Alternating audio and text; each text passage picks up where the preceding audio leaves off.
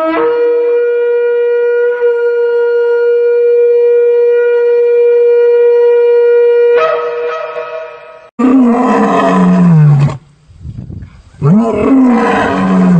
well, my name is Brother Safaya, which is Hebrew for Yah watches over or observes, but I'm also colloquially known as Brother Divine Prospect in the Black Conscious community. I have a movement called Kingdom Harbinger Ministries, and what we do is that we educate people in regards to their quote-unquote African roots. We also touch on Hebraic studies. I've also incorporated some Moorish studies, some Kemetic studies, because my ultimate goal is to bring unity within our community. Even though I have a Hebrew Israelite ideology, I never put it before my people.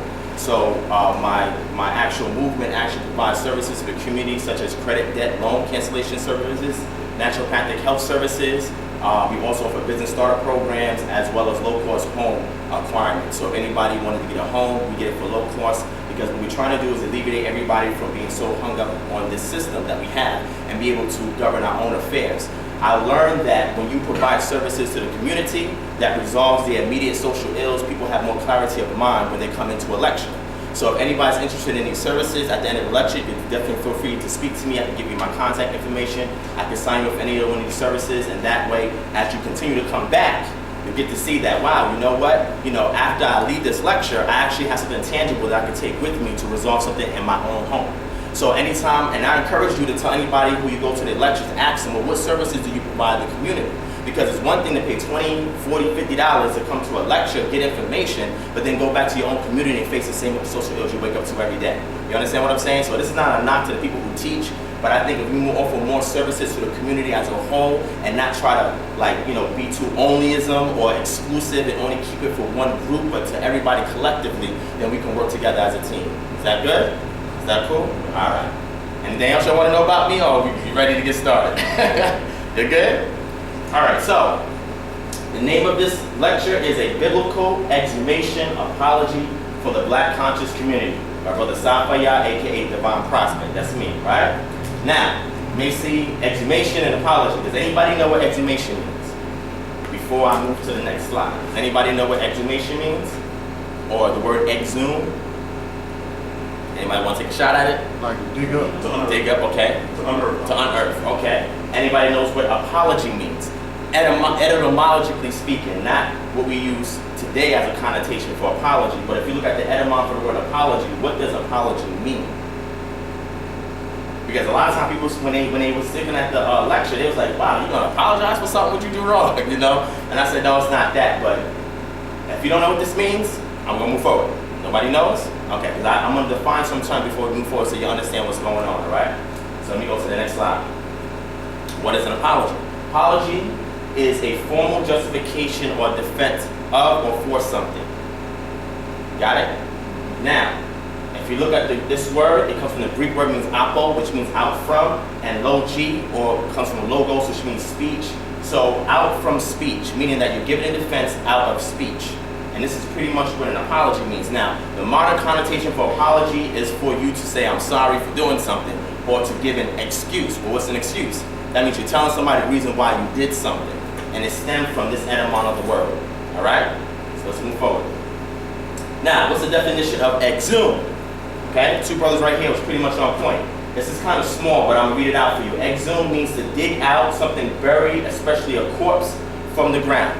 So ex means out, and zoom means a body or from the ground. So you're taking something out of the ground, and more than likely refers to a body or a corpse. All right, you following me? All right, let's move forward. Now, what is my motivation for this PowerPoint? I actually had a smaller edition of this PowerPoint, but when I went outside of the TV, there was an individual that called in. I don't know if you know who my brother is. Brother Uncle Cat. You see him right there? I got a little image of him right there. And that's me, right? So towards the end, if anybody didn't see, towards the end, he was asking me different questions, right? And what I will say is that by me interfacing with the Black conscious community and the Kemetic community, it helped me to grow.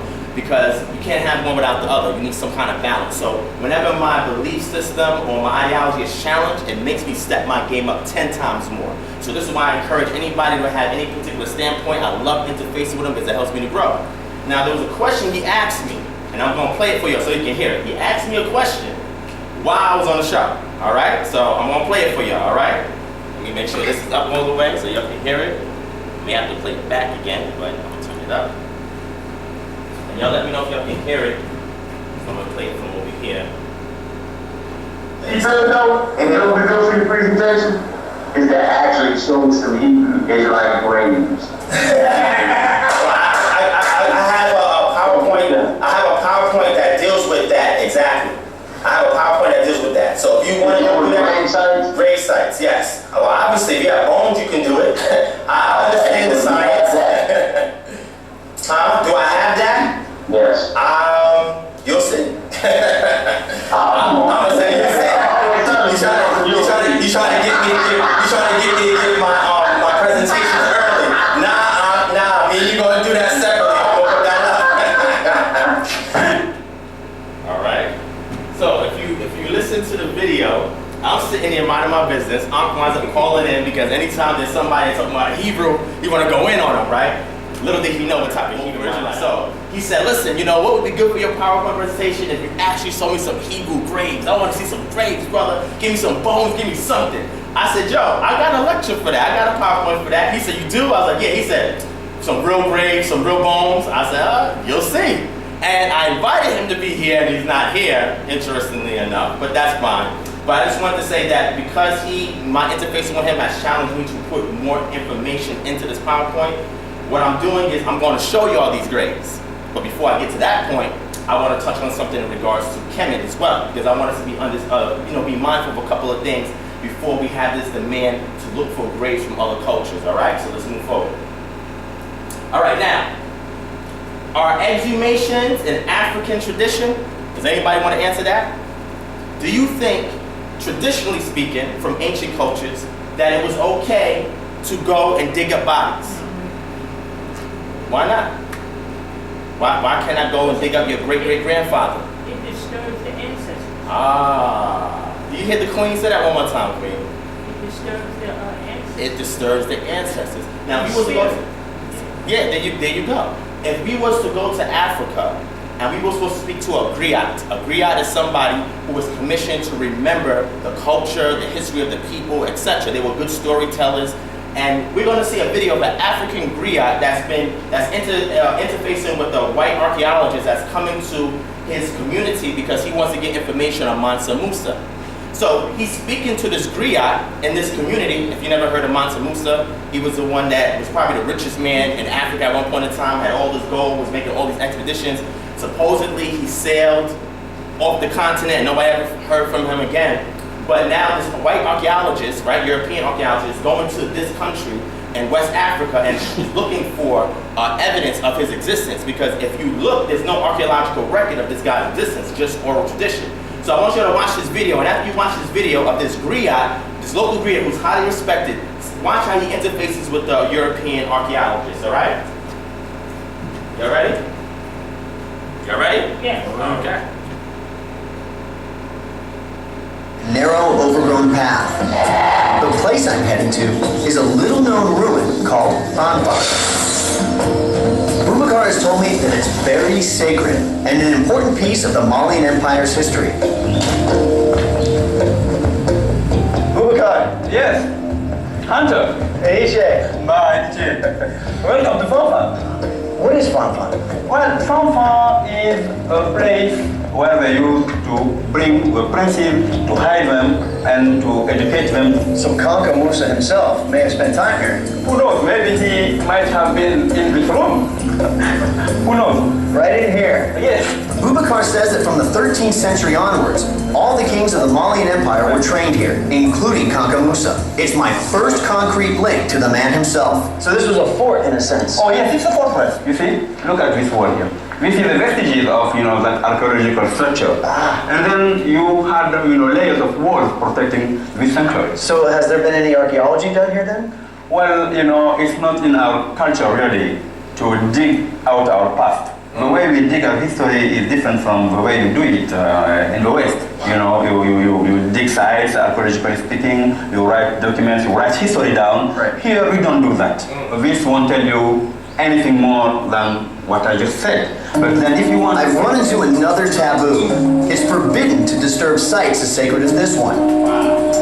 It was hard enough just to get permission for me to visit. There's no way anybody would be allowed to dig here. Still, I could tell this was something special, even without formal archaeology. The oral history of Fanfan is very detailed, and the fact that it's been kept secret tells me how important the site is. The griots may not tell me about Kanka Musa, but I'm getting closer to his story. So it's time to expand the search. I'm gonna follow the money. I'm gonna follow the money. Now, after watching this video, and there's plenty of these like that, I want to give a shout out to my brother Panahizi or Melchizedek. He's the one who actually posted this video on his Facebook page. I've seen videos similar to this, but when I was trying to put the presentation up, I added this at the last minute, so I couldn't really come across those videos. But I remember him putting the video, and I asked him, and he gave me the link, so I cut the video up and I put it here. But if you can see, white archaeologists, when they go to West Africa or even other parts of indigenous Africa and they ask, can we dig? The local people there say, no, you're going to disturb our ancestors. So what they do is that they go to the head of state and they say, hey, here's X amount of money, can you let us dig? You see, it's not African tradition. So when we make demands, we want to see bodies. This is not African. All right, let's move forward. Now, first part of my lecture is called the case for Kemet. Why is there a case for Kemet? There's a reason why I'm prefacing my later part, my second part, with the case for Kemet. Because I'm trying to establish balance, because I'm trying to do what in Kemetic ideology we call ma'at, and in Hebrew ideology we call a system of righteousness or zedek, right? So I have to be able to show the case for Kemet because I receive a lot of inquiries from my Kemetic brothers asking me where these bodies at, right? I try to tell them, listen, there's even inconsistencies in the ancient Kemetic record. They say, well, we want to see, show us. Because a lot of this information has a smoke screen over it. So what I want to do is I want to be very fair. I want to show a case for Kemet before I move for the case for Israel. Is that all right with y'all? Okay, let's move forward. All right, now, the purpose of mummification, right? This is Anubis. Anubis is responsible. He is an Amduat. If anybody here is familiar with the Kemetic culture? Anybody here? You a little bit? Okay. So if you all want a lesson on that, after this debate that I'm about to do, I'm going to be teaching on Kemet as well. But Anubis was considered one of the quote-unquote gods who were responsible in the underworld called Amduat. And his job was to weigh the scales whenever a Nasut or whenever a king would make it to the different stages in the underworld. And then they would go to this place where there was a scale, was called the scale of Ma'at. You'd have a feather on one end and then the Nasut's heart on the other end, and he would weigh the scales, while Tahuti, the scribe, would be writing and documenting everything that happened. Now, there's a reason why we have mummification. Now, before I move forward, does anybody want to touch on that real quick? Does anybody know the purpose of mummification in ancient Kemet? Or maybe something you may have heard on TV or may have watched a lecture on. Does anybody know the significance of mummification? Because Anubis was the quote-unquote deity responsible for the mummification of the ancestors or the Kemetic kings. I know y'all must have seen movies with the mummy. Y'all seen the movie The Mummy? I know some of y'all seen the movie The Mummy in here, right? Y'all see it? Does anybody know what mummification is? Can somebody answer so I can move on? It's preserving the body, right? But why?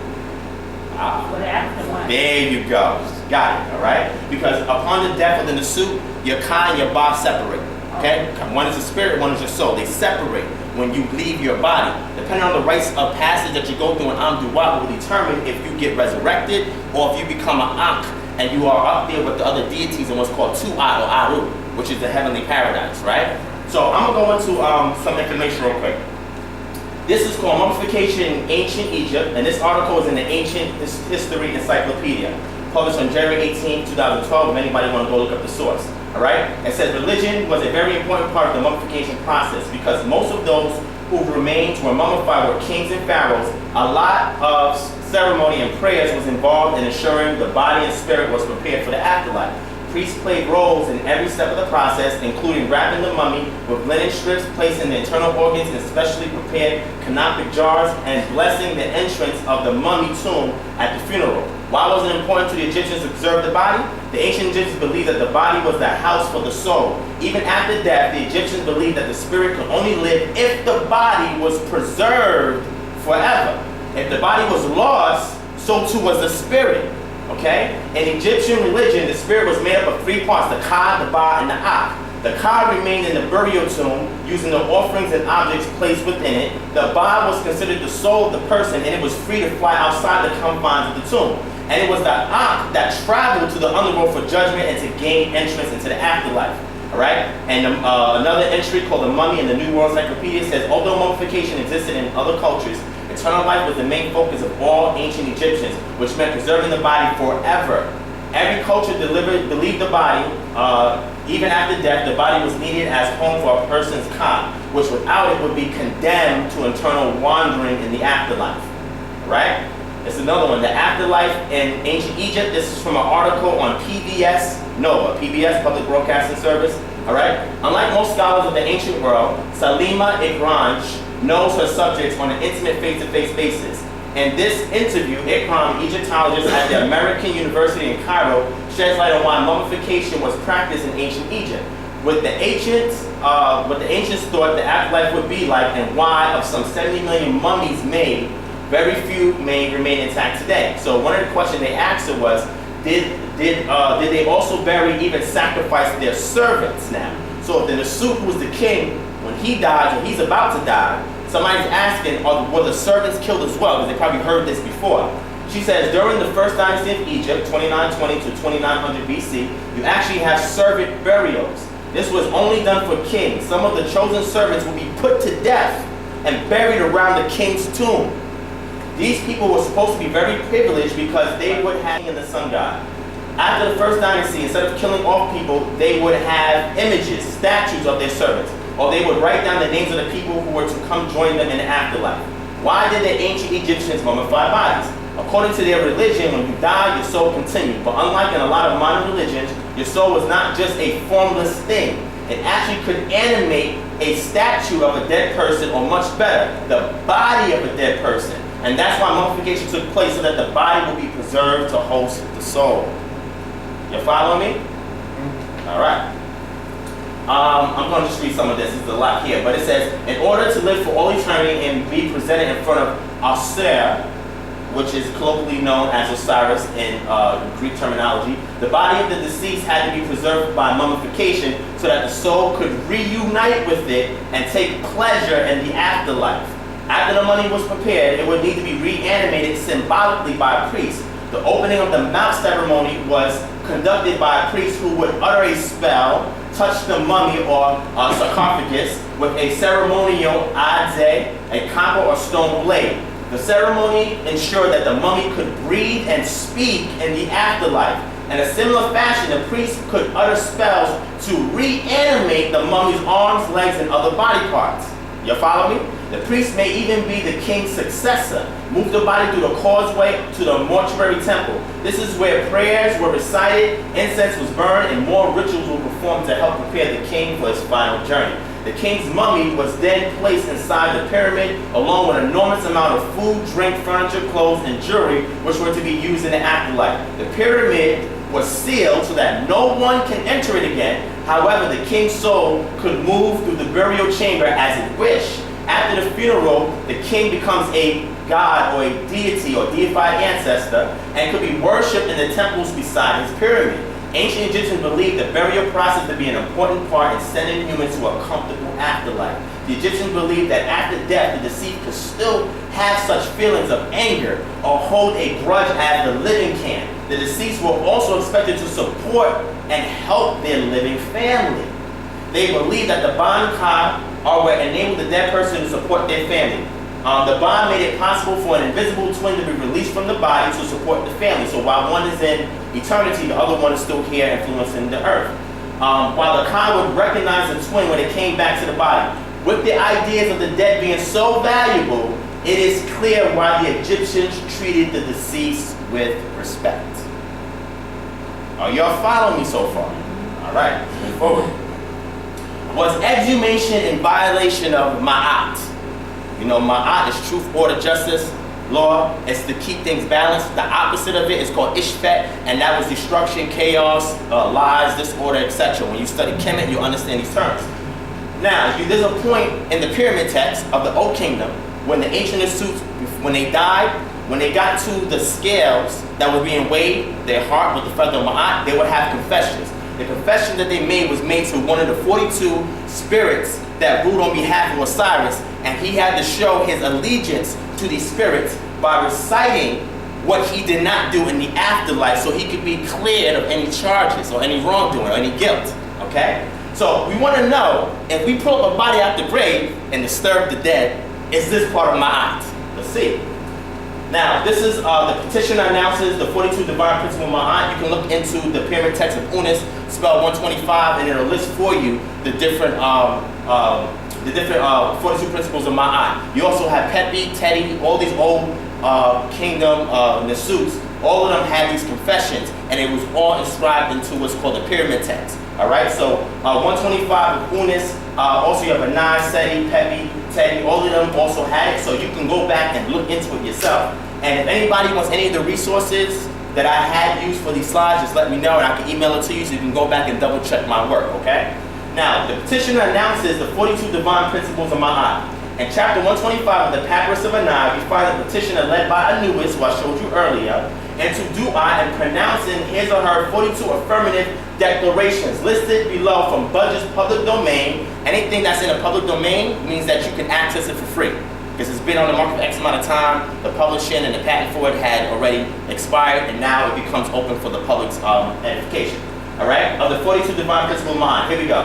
38 says, I have not stolen what belongs to the god or goddess. Remember the Nasut, as he goes through the rites of passage, he becomes deified, and his twin influences the regular living, and then his spirit goes to what's called the realm of Tu'at. He becomes an Ak, and his Ak becomes a being of light. So he has to say, I have not stolen what belongs to the god. So if any of his ancestors were deified as a god, he was not to have stolen anything, not just from them, but also anybody else that they considered to be a deified ancestor. 39 says, I have not stolen from or disrespected the deceased. We see that the reason why they kept things preserved is because they can enjoy the afterlife. He's saying here that I have not disturbed or disrespected the deceased. We just saw, it's an African tradition to exhume bodies. Also, he says, I have not destroyed property belonging to gods or goddesses. It says, after the petitioner's testimony containing the 42 affirmative declarations, the weighing of the Khan for truth, and the reading of the scales, it is said that the doer of Ma'at is administered Ma'at. If the petitioner is deemed by the goddess Ma'at to be in substantial compliance with the 42 laws of Ma'at, the petitioner passes from Du'at to the field of reeds, which is Arus, where Osir sits as the final gatekeeper. This is by Vanessa Cross, JD LLM. And again, you can just Google this or go to Budget's public domain and look at this in the Papyrus of Anai. There's a reason why I'm showing you guys this, but we're going to move forward and we're going to get more understanding of it. Now, did the Nasuts of Kemet intend to be exhumed? What if that was your great-grandfather? How would you feel looking at him in a museum like that? If that was your great-grandfather, how would you feel? You know, kind of weird, right? You know, but I'm gonna show you some stuff. So y'all walk with me. How you doing, sister? Meet the victory of Blast. I'm glad you was able to make it. Now, you know you missed the icebreaker, so I'm gonna be nice on you. Just tell us who you are, where you coming from, so that we could just smile with you, laugh, we can say your name and all of that. Okay, I'm Fatima Therapy. I'm from Snellville. And which brought you here? I just saw some information on Facebook. I've been connected with a brother on Facebook, so that I come. Thank you, sister. We gotta make you stand up like a hey or anything like that. So we just, just a little bit. Okay. So everybody knows who the sister is now, right? Okay, so we can move forward. Now the question is that the Nasuts of Kemet, Nasut, this means the ruler of Kemet, intend to be exhumed. When they were buried, did they have an intention to say, okay, you know what? Hundreds of years later, I want them to be able to dig up my body. Did they believe that? Okay, let's move forward. Let's see. Right? This right here says the entrance stairway leading to the burial chamber in early dynastic and Old Kingdom mastaba tombs. The mastabas was considered like a ben, or it was a mound, and then underneath the mound was a chamber that led down to where the Nasuts were buried. This is before they started building the pyramids. They created these mastabas, and you'll see this in a lot of the pre-dynastic people who were buried when you study that era of ancient Kemet, right? It says the tombs was blocked by one or more stone slabs which slid into place in vertical slots. The entrance passage or shaft was also blocked by rubble. The burial chamber in the tomb of Senuseret at Lisht was protected by a series of stone slabs, the first of which, once lowered, could not be forced upwards again because metal or wooden bolts was released from the holes and the lateral grooves in the slab, effectively locking it. When the 12th dynasty architects changed the internal arrangements of every pyramid with each successive reign, they culminated with the pyramid of Amenemhet III at Hawara, which had a series of blind passages and concealed trapdoors. All right, let's move forward. Okay, the Theban hills are dominated by the peak of Al-Quran. All right, known to the ancient Egyptians as Tad Dahent, or the peak. It has a pyramid-shaped appearance, and it is probable that this echoed the pyramids of the Old Kingdom more than 1,000 years prior to the first royal burials carved here. Its isolated position also resulted in reduced access. All right? It says here, the problems of tomb construction can be seen with the tombs of Ramses III and his father, Sennacherib.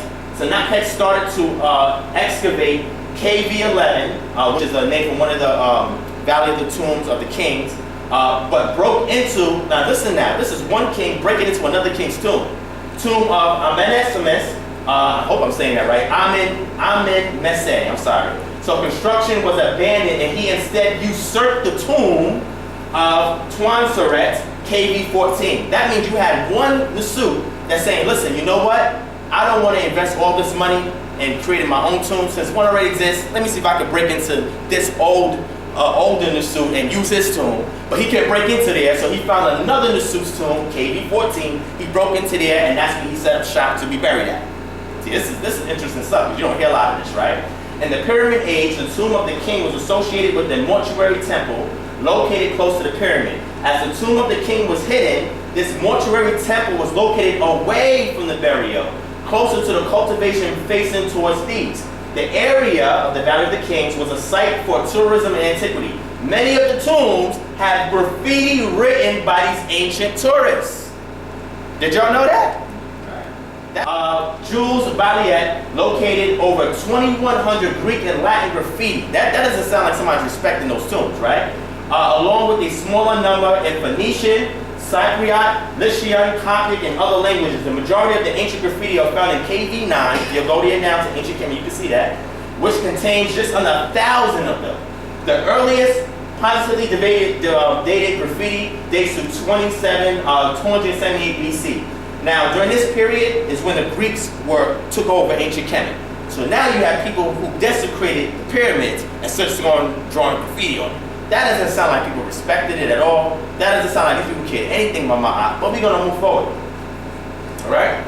It's a little bit more reading. I'm not going to read too much of it. But it says, curses related to tombs are extremely rare, possibly because the idea of such desecration was unthinkable and even dangerous to record in writing. The most frequently occurred in private tombs of the Old Kingdom era. The tomb of Ankh-Tifi of the 9th to 10th dynasty contains the warning, any ruler who shall do evil or wickedness to this coffin may Hedem, who is the local deity, not accept any goods he offers, and may his heir not inherit. The tomb of Kentiki Ikkeki of the 9th to 10th dynasty contains an inscription. As for all men who shall enter this my tomb and puke, there will be judgment, and an end shall be made for him. I shall seize his neck like a bird. I shall cast the fear of myself into him. Curses of the Old Kingdom era are less common, though more severe, sometimes invoking the wrath of Tahuti or the destruction of the Sekhmet. The Sekhmet was the eye of Ra, and that is who Hathor is, if you look into mythology. Zahi Hawass quotes, and he's an Egyptologist, an example of the curse. Cursed be those who disturb the rest of a Nasut Pharaoh king. They shall break the seal of this tomb. If they break the seal of this tomb, they shall meet death by disease that no doctor can diagnose. And then Zahi Hawass, and the rest of this goes into talking about a story where there were some archaeologists that actually went into these old dynasty kingdom tombs and was excavating, and all of these curses was coming upon them. So now you see that even though these Nasuts were superstitious, There's a reason why they did these curses, because they did not want their bodies to be tampered with. So when we demand this stuff, is that African? Okay, well, let's move forward. A Curse of the Money. This is from National Geographic, right? By Brian Handworth. Okay, Salim Ikram, who we spoke of earlier, an Egyptologist at the American University in Cairo and a National Geographic Society grantee, believes the curse concept did exist in ancient Egypt as part of a primitive security system. She noted that some mastaba, early non-period tombs, walls in Giza and Saqqara, were actually inscribed with curses meant to terrify those who would desecrate or rob the royal resting place.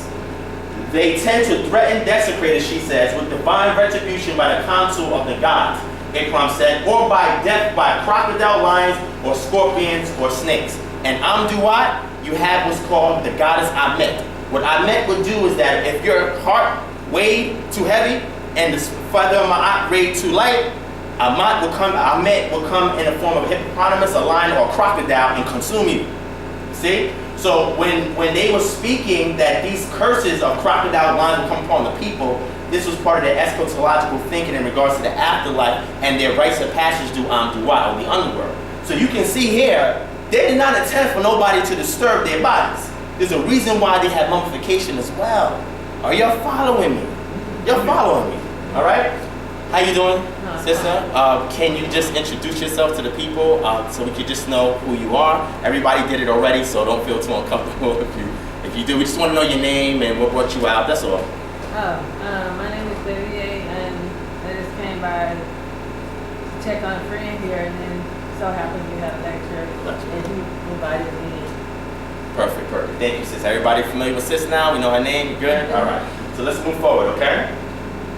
Now, this is an article by Joyce Till Desley. It's called Akhenaten, The Search for an Egyptian King. She says here, Marie Corelli was the first to mention an ancient curse. Death comes on the wings to he who enters the tomb of Pharaoh. Soon it was accepted fact that this, or slight variant, death comes on swift wings to him that touches the tomb of the Pharaoh, was carved over the entrance of King Tut's tomb, or carved above the entrance to the burial chamber, or inscribed on a mud brick tablet found in either the antechamber, or the burial chamber. Naturally, so potent a curse cannot be allowed to taint the excavation.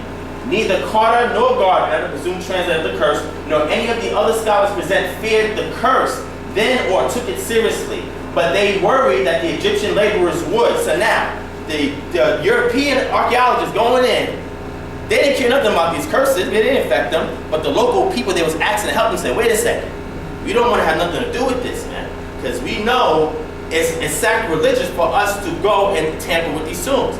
So they're trying, what they did was they started to pay the people and said, listen, we're going to give you a handsome fee, take care of your family, just help us for a little bit, you ain't got to go in, but just help us get in. That doesn't sound like I'm holding my heart either. That sounds like somebody using money as a means of getting you to do what they want them to do. At least the local people feared it, and they was like, no, we don't want to do it.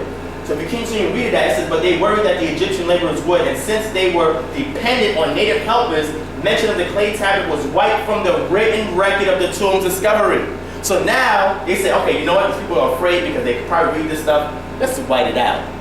Because if we white it out, and they don't see it, then they come in and, they'll help us out. But if they're reading this, and then they see it, they may not help. This talks about some grimy stuff that's going down that you probably never heard before, right? Okay, it says even the tablet itself disappeared from the artifact collection, but not from the memory of those who read it. The tablet and the curse on it are cited everywhere, but it was never photographed and is considered lost. It says a second slightly less explicit curse was apparently written on the back of a statue. This magic figure was discovered in the main chamber of the tomb. It is I who drive back the robbers of the tomb with the flames of the desert. I am the protector of Akhenaten Amen. It's great. This is inserted on the inscription that's by his tomb. Let's move forward. Grave robbing and plundering in Kemet compromises the burial record. See? Ancient Egyptian tombs are one of the most common examples of tomb or grave robbery. Most of the tombs in Egypt's Valley of the Kings were robbed within 100 years of their sealing, including the tomb of the famous King Tut, who was raided at least twice before it was discovered in 1922. As most of the artifacts in its ancient burial sites have been discovered, it is through the conditions of the tomb and presumed articles that are missing in which historians and archaeologists are able to determine whether the tomb has been robbed. So they actually, when they went into the tomb, there was a record that indicated all the items that were there. So they, even though they took out most of the items, they say, wait a second, in this list that we have here, some things are missing. So when they started to go into the record of the people, the tradition, they found out that people was robbed in this too. Okay?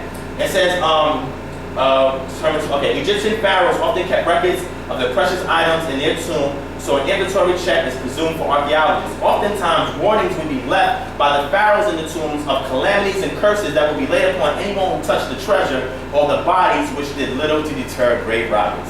These people was in a desperate situation. Listen, let a curse come before me. Right now, starving, I'm hungry, I'm going to go take in what's there. And a lot of times they did that because someone in the suits was not following Ma'at, and the people didn't respect them. We're going to move forward. Okay? Almost all of the tombs have been ransacked.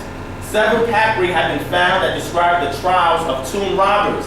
These date mostly from the late 12th dynasty.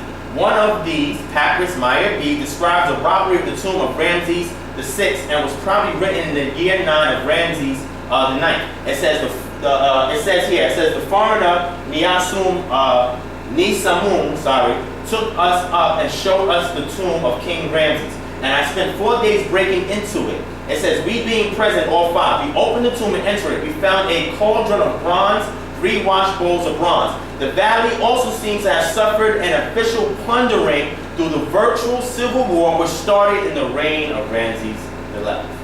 The tombs were opened, all the valuables removed, and the mummies collected into 2 large caches.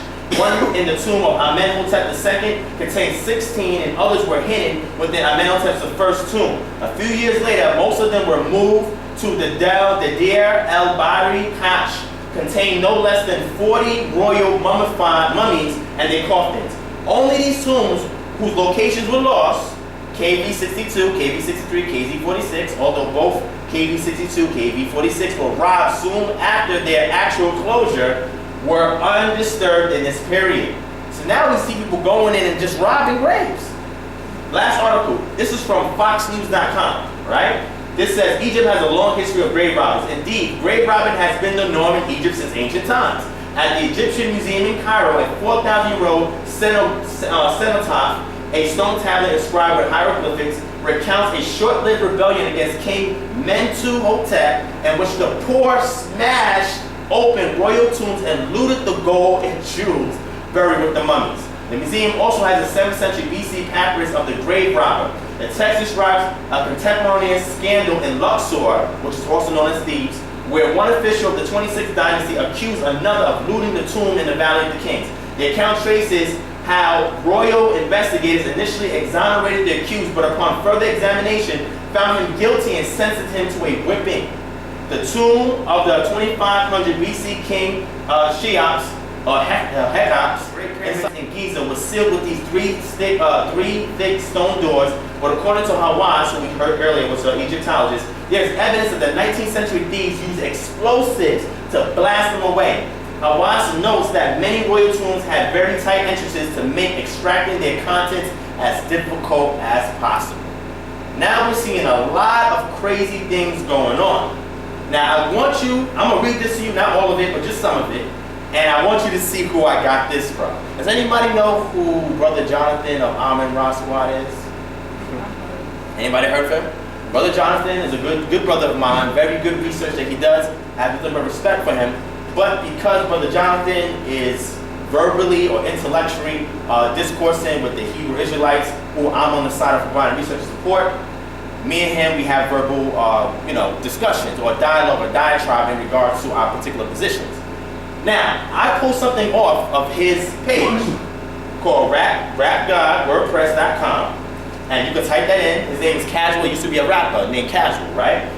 If you go to this WordPress, which is his own blog page, I pulled some information out here. Now, this quotation I read before, but the reason why I use a quote from his page, because I want people in the Kemetic community to know that there's some teachers that are there that are aware of the things that I'm telling you about, right? But a lot of this is not making headline news, and there's a reason for that. So on his blog, he says, the first European archaeologist, listen to this now, in Kemet or Egypt were also considered tomb robbers by some. Dr. Peter Lacovara has this to say about the treatment of the pyramid by early archaeologists as they disguised their quest for riches and a science called archaeology. That's crazy. This is from our brother Casual or Jonathan from Amin Roswell. This is on his page, right? So he puts this quotation here. It says, the first and probably the most spectacular discovery made in Nubia was the treasure found in Giuseppe Perlini, an Italian physician who was also appointed surgeon major to the Egyptian army. In 1830, he was posted with a detachment to the Sudan, and he soon became intrigued by the rumors of great riches hidden in the ancient ruins. So he requested permission from the local authorities to conduct excavations at a number of sites near Khartoum, and despite warnings against bandits in the desert who might hear of any discoveries he might make, he decided to go ahead and explore these sites and engage Antonio Safani, an Albanian merchant living in Khartoum, to act as his partner. Together they hired men, purchased camels and food. In August of 1834, they set out for the site of Naga. It says here, after a few days of digging, with few results, also with the death of 5 camels from heat stroke and lack of water, they decided to give up and journeyed northward and eventually wound up at the village of Bedrawiya. It says the site of the fabled ancient city of Meroe. And if you want to know anything about Nubia, know who the Meroe kings and Candaces or Kandakes is. That's very, very great study if you want to research Nubia, right? There, Ferlini set his sights on the pyramid tombs located on the desert scarp. The first few tombs that Ferlini opened contained little more than strip bones left by the ancient robbers. But finally he decided one last try.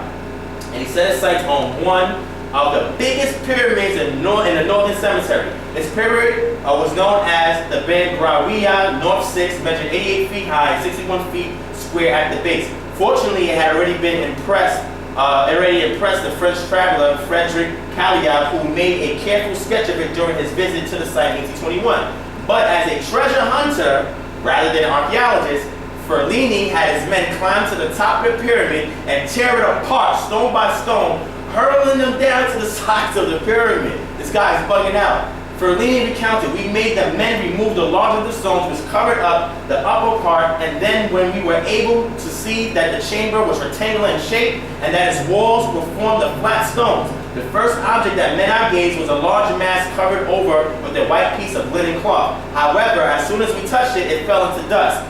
Under this was a rectangular funerary, I think it says couch or bier of wood. Under this bier, I found a vase, which contained objects wrapped in a piece of linen similar to that which I have just mentioned. Close to the vase on the floor of the chamber were arranged symmetrically by means of threads, etc. So some of all the items he found there, and if you look down here to what Casual or Brother Jonathan says, as we see, these early European archaeologists were more concerned with tomb robbing.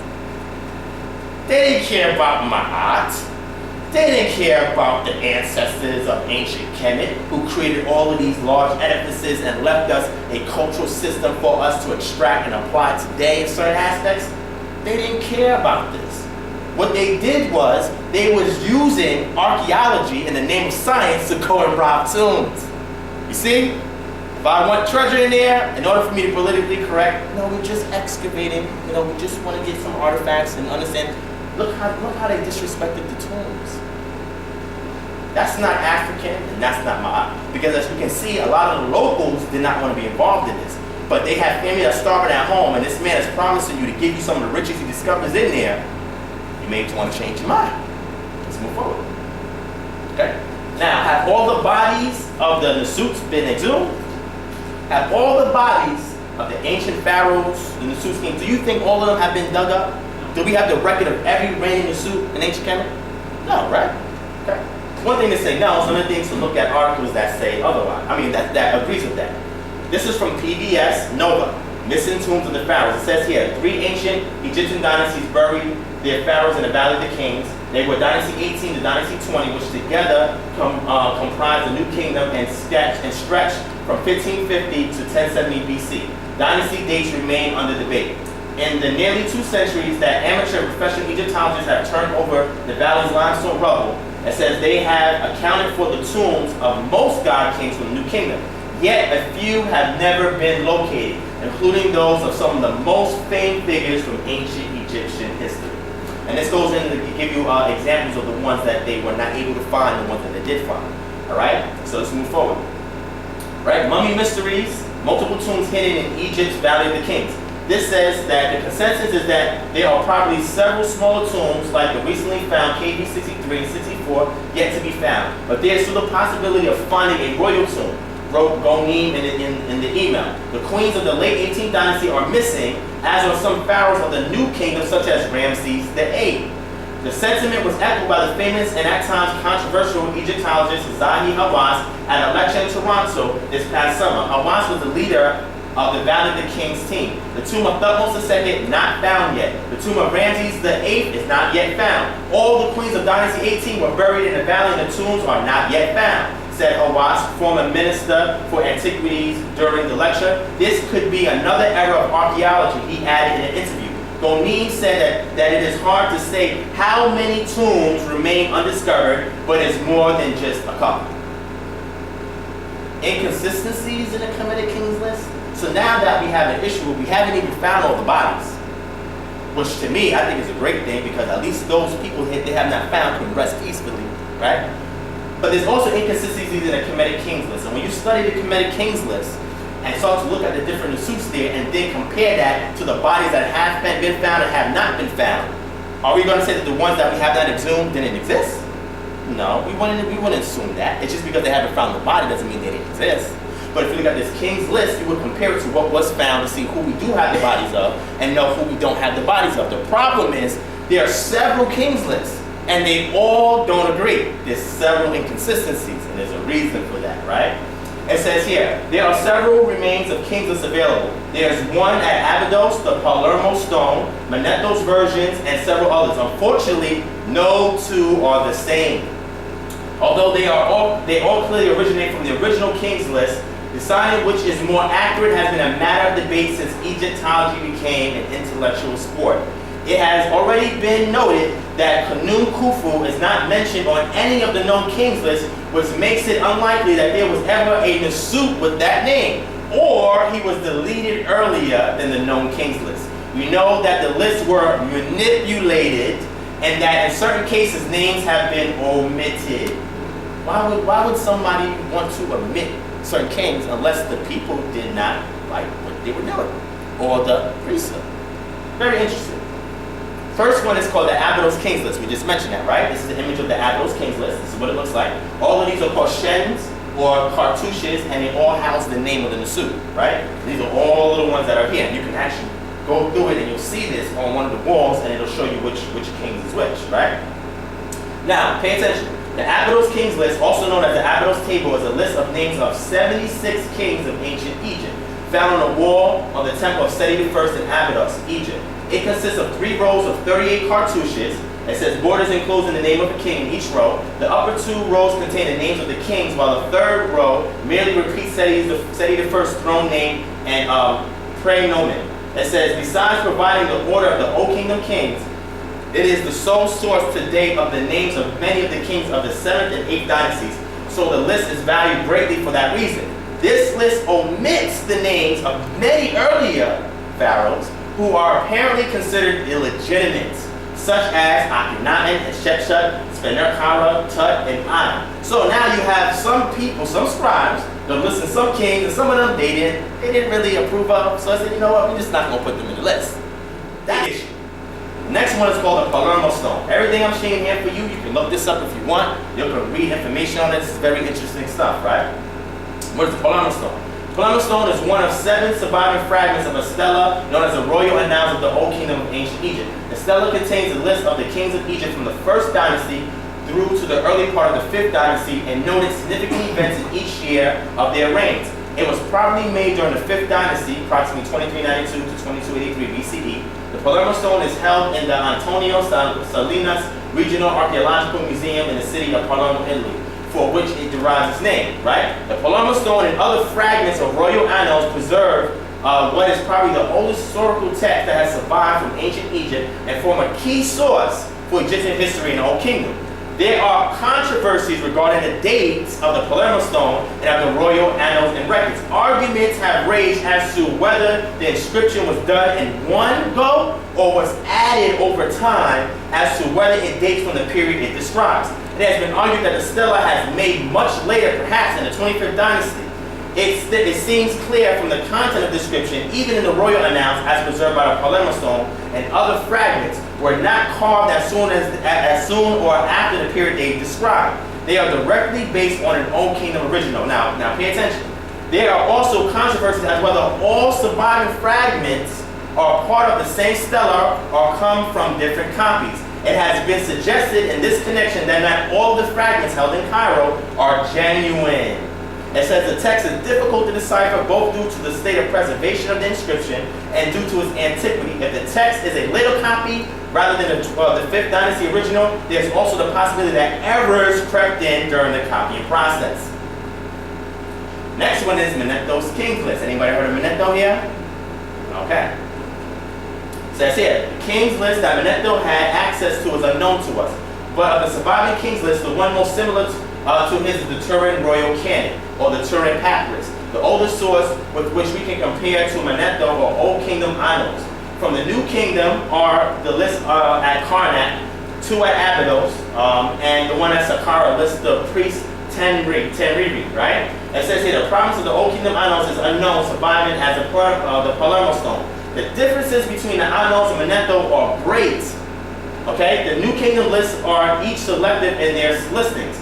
That of Sayyid first, for example, lists 76 kings from dynasties 1 to dynasties 19, omitting the Hyksos rulers and those associated with the heretic Akhenaten. So now, even with the king's list that he used to get his data system from, the records he had did include Akhenaten, and none of the Hyksos kings from the 15th and 18th dynasty.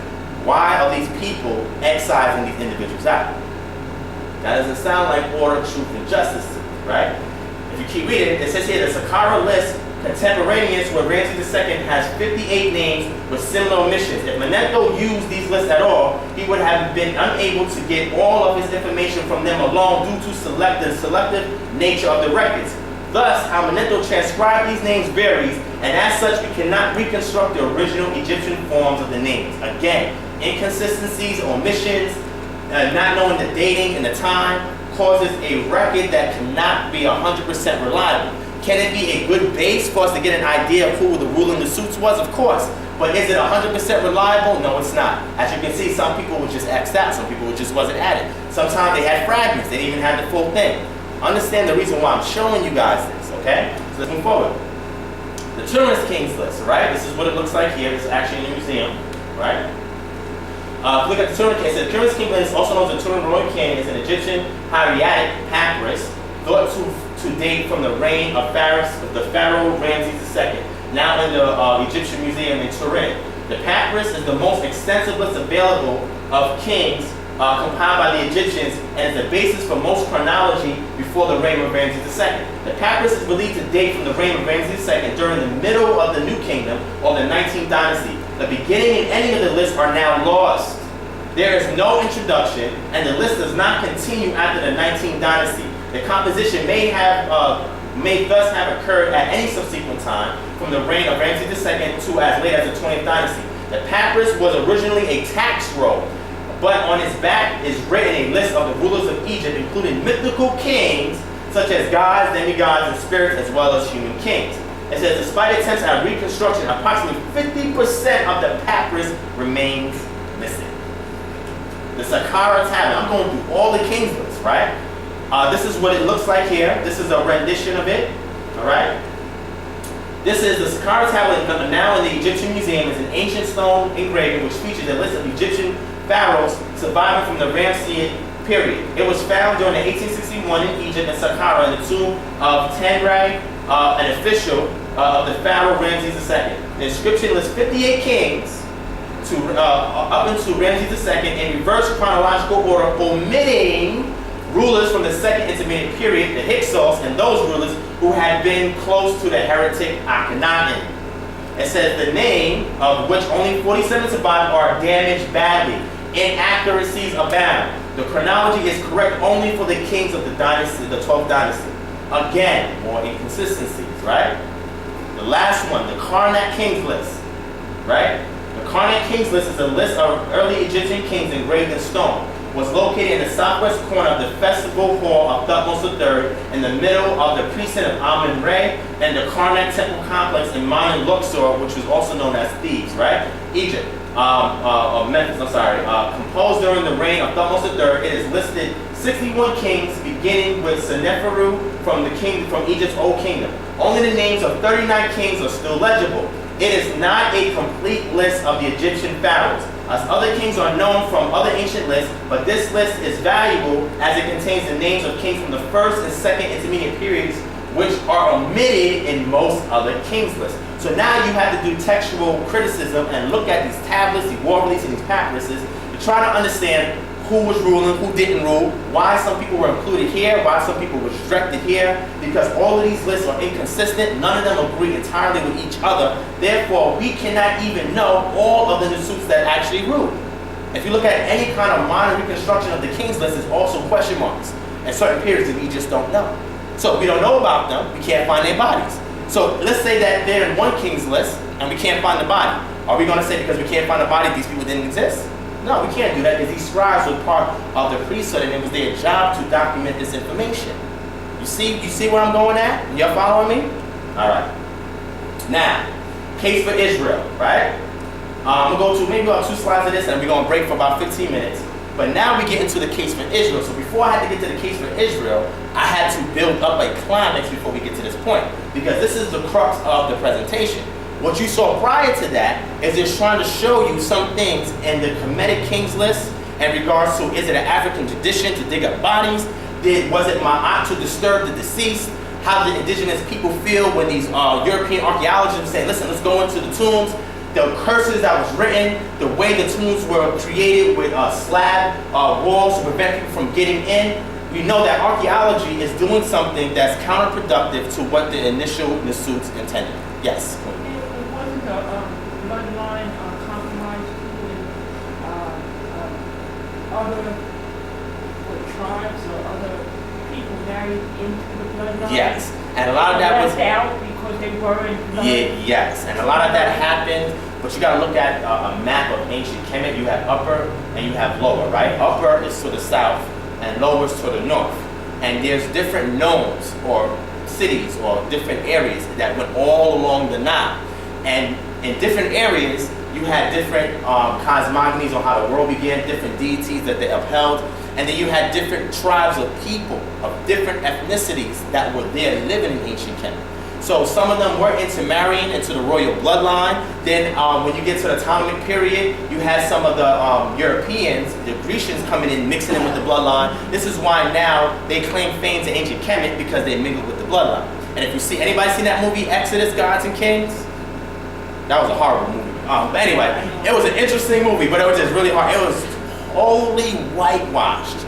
Everything in it was just an embellishment of the truth. But the point is, everybody in it was white. What? And this is the projection that they're trying to give to the audience, because when they mingle, when the Greeks mingled into the bloodline, right? You had heard of Cleopatra. Anybody heard of Cleopatra here? Mark Antony. When they mingled into the bloodline, now they said, now we can claim fame to their ancestors as ours. And this is what they give to the public, which is not African at all. That's dishonest and disingenuous, right? Because even in the hieroglyphics, they're left out. Yes. A lot of them, because Yes. it couldn't be true. There you go. Because they're not the, what do you call it, the original bloodline. There you go. There you go. And Even if they even, married into it, they could not be. yes, even when you had the Hyksos rulers who were Asiatics that was ruling in ancient Kemet from the 15th dynasty to the 18th dynasty when they was kicked out by Ahmose I, these were considered illegitimate kings because they were not from the same bloodline as the Cometians that lived in the land. See? So everything that I showed you are things that you probably never heard before because it's not being publicized. My thing is, I love the Kemetic culture. I love the history. I love the knowledge. That stuff is great. Issue I have was when people sensationalize or romanticize and put a smokescreen over the pitfalls and the inconsistencies that existed. Right? I'm the total picture. You understand? So I'm going to go through about 2 or 3 slides here, then we're going to break. The second part is called the case for Israel. So now this made a great case for ancient Kemet, to get you to understand some things, now we're going to look at the case for Israel, right? Now, what does the biblical scripture say about handling dead bodies? Leviticus 21:10 says, the priest who is the highest among his brothers, on whose head the anointing oil has been poured, and who has been consecrated to wear the garments, shall not uncover his head, nor tear his clothes, nor shall he approach any dead person, nor defile himself even for his father or his mother. You see how serious that is? Numbers 9:6. But some of them could not celebrate the Passover on the day because they were ceremonially unclean on account of a dead body. Numbers 19:11. Whoever touches a human corpse will be unclean for 7 days. They must purify themselves with water on the 3rd day, and on the 7th day they will be clean. But if they do not purify themselves on the 3rd and 7th day, they will not be clean. So this is their perception from a Hebrew Israelite standpoint on how they treated dead bodies. It was a very serious manner. And if you were to come across a dead body and interface with it, you were unclean and you was kept out the camp. So they had to have people specifically designed to handle dead bodies, go through a ritual, be cleansed, and then they left the bodies alone, because anytime you went and interacted with a dead body, guess what? You would be unclean. Okay? So let's move forward. Now, rock-cut tombs. So we see that in ancient Kemet, we had mastabas, we had pyramids, we had burial mounds. That was their method of burying their dead, right? Mostly the kings, the suit, the nobility. In ancient Israel, they made rock-cut tombs. So they had their graves that was cut or hewn into a cliff or a rock. And then they would make their burials there for their bodies, all right? So here it says, hundreds of rock-cut tombs were constructed in Israel in ancient times. They were cut into the rock, sometimes with elaborate facets and multiple burial chambers. Some are freestanding, but most are caves. Each tomb typically belonged to a single wealthy family. It says here, bodies were laid out on stone benches. After a generation, the bones were moved to a bone chamber or later into ossuaries, and the benches used for new burials. Rock tombs were the province of the wealthy. The common people were buried in the ground. It says the tombs date from several periods. The early Canaanite cut rock tombs date from the 3100 to 2900 BCE, but the custom had lapsed a millennium before the earliest Israelite tombs, which date to the 9th century BCE in Jerusalem. There are a great many Jewish tombs dating to the Second Temple period and others in the late Roman or early Byzantine period. A number of rock-cut tombs are mentioned in the Bible. The first was purchased by Abraham for Sarah from Ephraim the Hittite, right? Genesis 23:20. Traditionally, this tomb, which may have been either a rock-cut or a natural cave, is identified with the cave of the patriarchs. And I'm going to show you this, right? It says, according to very old traditions, Abraham, Rebekah, Isaac, Jacob, and Leah were also buried there. Genesis 25:9, Genesis 49:29 to 32. All right? In Acts 7:16, it is said that there, Jacob and his family bodies were brought back to Shechem and placed in the tomb that Abraham had bought for the sons of Hamor of Shechem for a certain sum of money. All right? Mentions of rock-cut tombs are also found in Judges, Samuel, 2 Kings. It's all over the place. So this is the method that they use to bury their dead, and these places are still there. Don't let anybody tell you there's no tombs or no graves for Israel. They're still there, and I'm going to show it to you. All right? What is an ossuary? Does anybody know what an ossuary is? This is an example of one of them right here. It's also called a sarcophagus. All right? You know what a sarcophagus is? It's a tomb. All right? And what's normally housed in there? A body. No. Close. It's too small for a body. Oh, the artifact. No. Artifacts, yes. What else? Close. You said body, ashes. What else? Bones. Oh, bone. So it was a custom that anytime somebody died in ancient Israel, they would let them die, they would bury them, and after a year they would go collect their bones and put them in an ossuary. How many years does it take for The body to decompose? It depends on the temperature, the soil that you're burying in the ground. But typically their custom was they waited a year. And after a year, the body was fully decomposed. They would exhume it, because you can't touch a dead body. But the bones you can take. You're not unclean if you touch the bones. You just can't touch a body. So that's why they didn't preserve their ancestors, right? Because they wanted to have something that they can take with them in the event that they lose access to the land. You still have your ancestors with you. So that's what an ossuary is. They would use this box to keep artifacts from the dead and also the bones after they dug them up after a year's time, and they would collect them here and they would keep them either within the family, just like when people get a family member cremated. You know, you put the ashes in an urn and then you keep it with you. they were doing the same thing. This was their methodology of doing it, okay? So ossuary is a chest, box, building, well, or site made to serve as the final resting place of human skeletal remains. They are frequently used where burial space is scarce. A body is first buried in a temporary grave, and after some years, the skeletal remains are removed and placed in an ossuary. The greatly reduced space taken up by an ossuary means that it is possible to store the remains of many more people in a single tomb than if the original coffins were left as is. During the time of the Second Temple, Jewish burial customs included primary burials in burial caves, followed by secondary burials in ossuaries, placed in smaller niches of the burial caves. Some of the limestone ossuaries that have been discovered, particularly around the Jerusalem area, include intricate geometrical patterns and inscriptions identifying the deceased. Among the best-known Jewish ossuaries of this period are an ossuary inscribed Simon the Temple Builder in the collection of the Israel Museum, another inscribed Elisheba, wife of Tarfon, one inscribed Yehohanan ben Hakol, it says that contained an iron nail in the heel bone suggesting crucifixion. Then another inscribed James, son of Joseph, brother of Jesus, the authenticity of which is opposed by some and strongly supported by others. So now you have an example of how ossuaries were used after they was buried. They dig up the bodies, they put it in bones, and then they would keep it with them. And we have several examples of them that you can see now in museums. Right? This is the ossuary reference in the scripture, the Bible itself. Exodus 13:9 says, Moses took the bones of Joseph with him because Joseph, this is when the Israelites were exiting out of ancient Kemet, Joseph had made the Israelites swear an oath. He had said, God will surely come to your aid, and then you must carry my bones up with you from this place. So they never left their ancestors in a particular grave. They would dig them up after a year, a couple of years, take the bones, put it in an ossuary, and take it with them. And they would keep it, okay? Now, the history of Israelite tombs. Let me see which slide this is so I can give you a quick break. All right, I got one or two more left. I'm going to give you a quick break. Okay, now what this is showing you here is the history of Israelite tombs. Because people always ask, where's the tombs? Where's the burial sites? Like they don't exist, but they do exist. I don't think I found any Hebrew Israelite brothers that have actually presented what I'm about to show you. I have not seen them show it. My thing is, because I interface with people in the Black conscious community, I think that if somebody has a sincere inquiry about something, it is my objective as a teacher to provide them the information. And one of the things that I get from the community is, where's the bodies? Where's the graves? So now I'm showing it to them.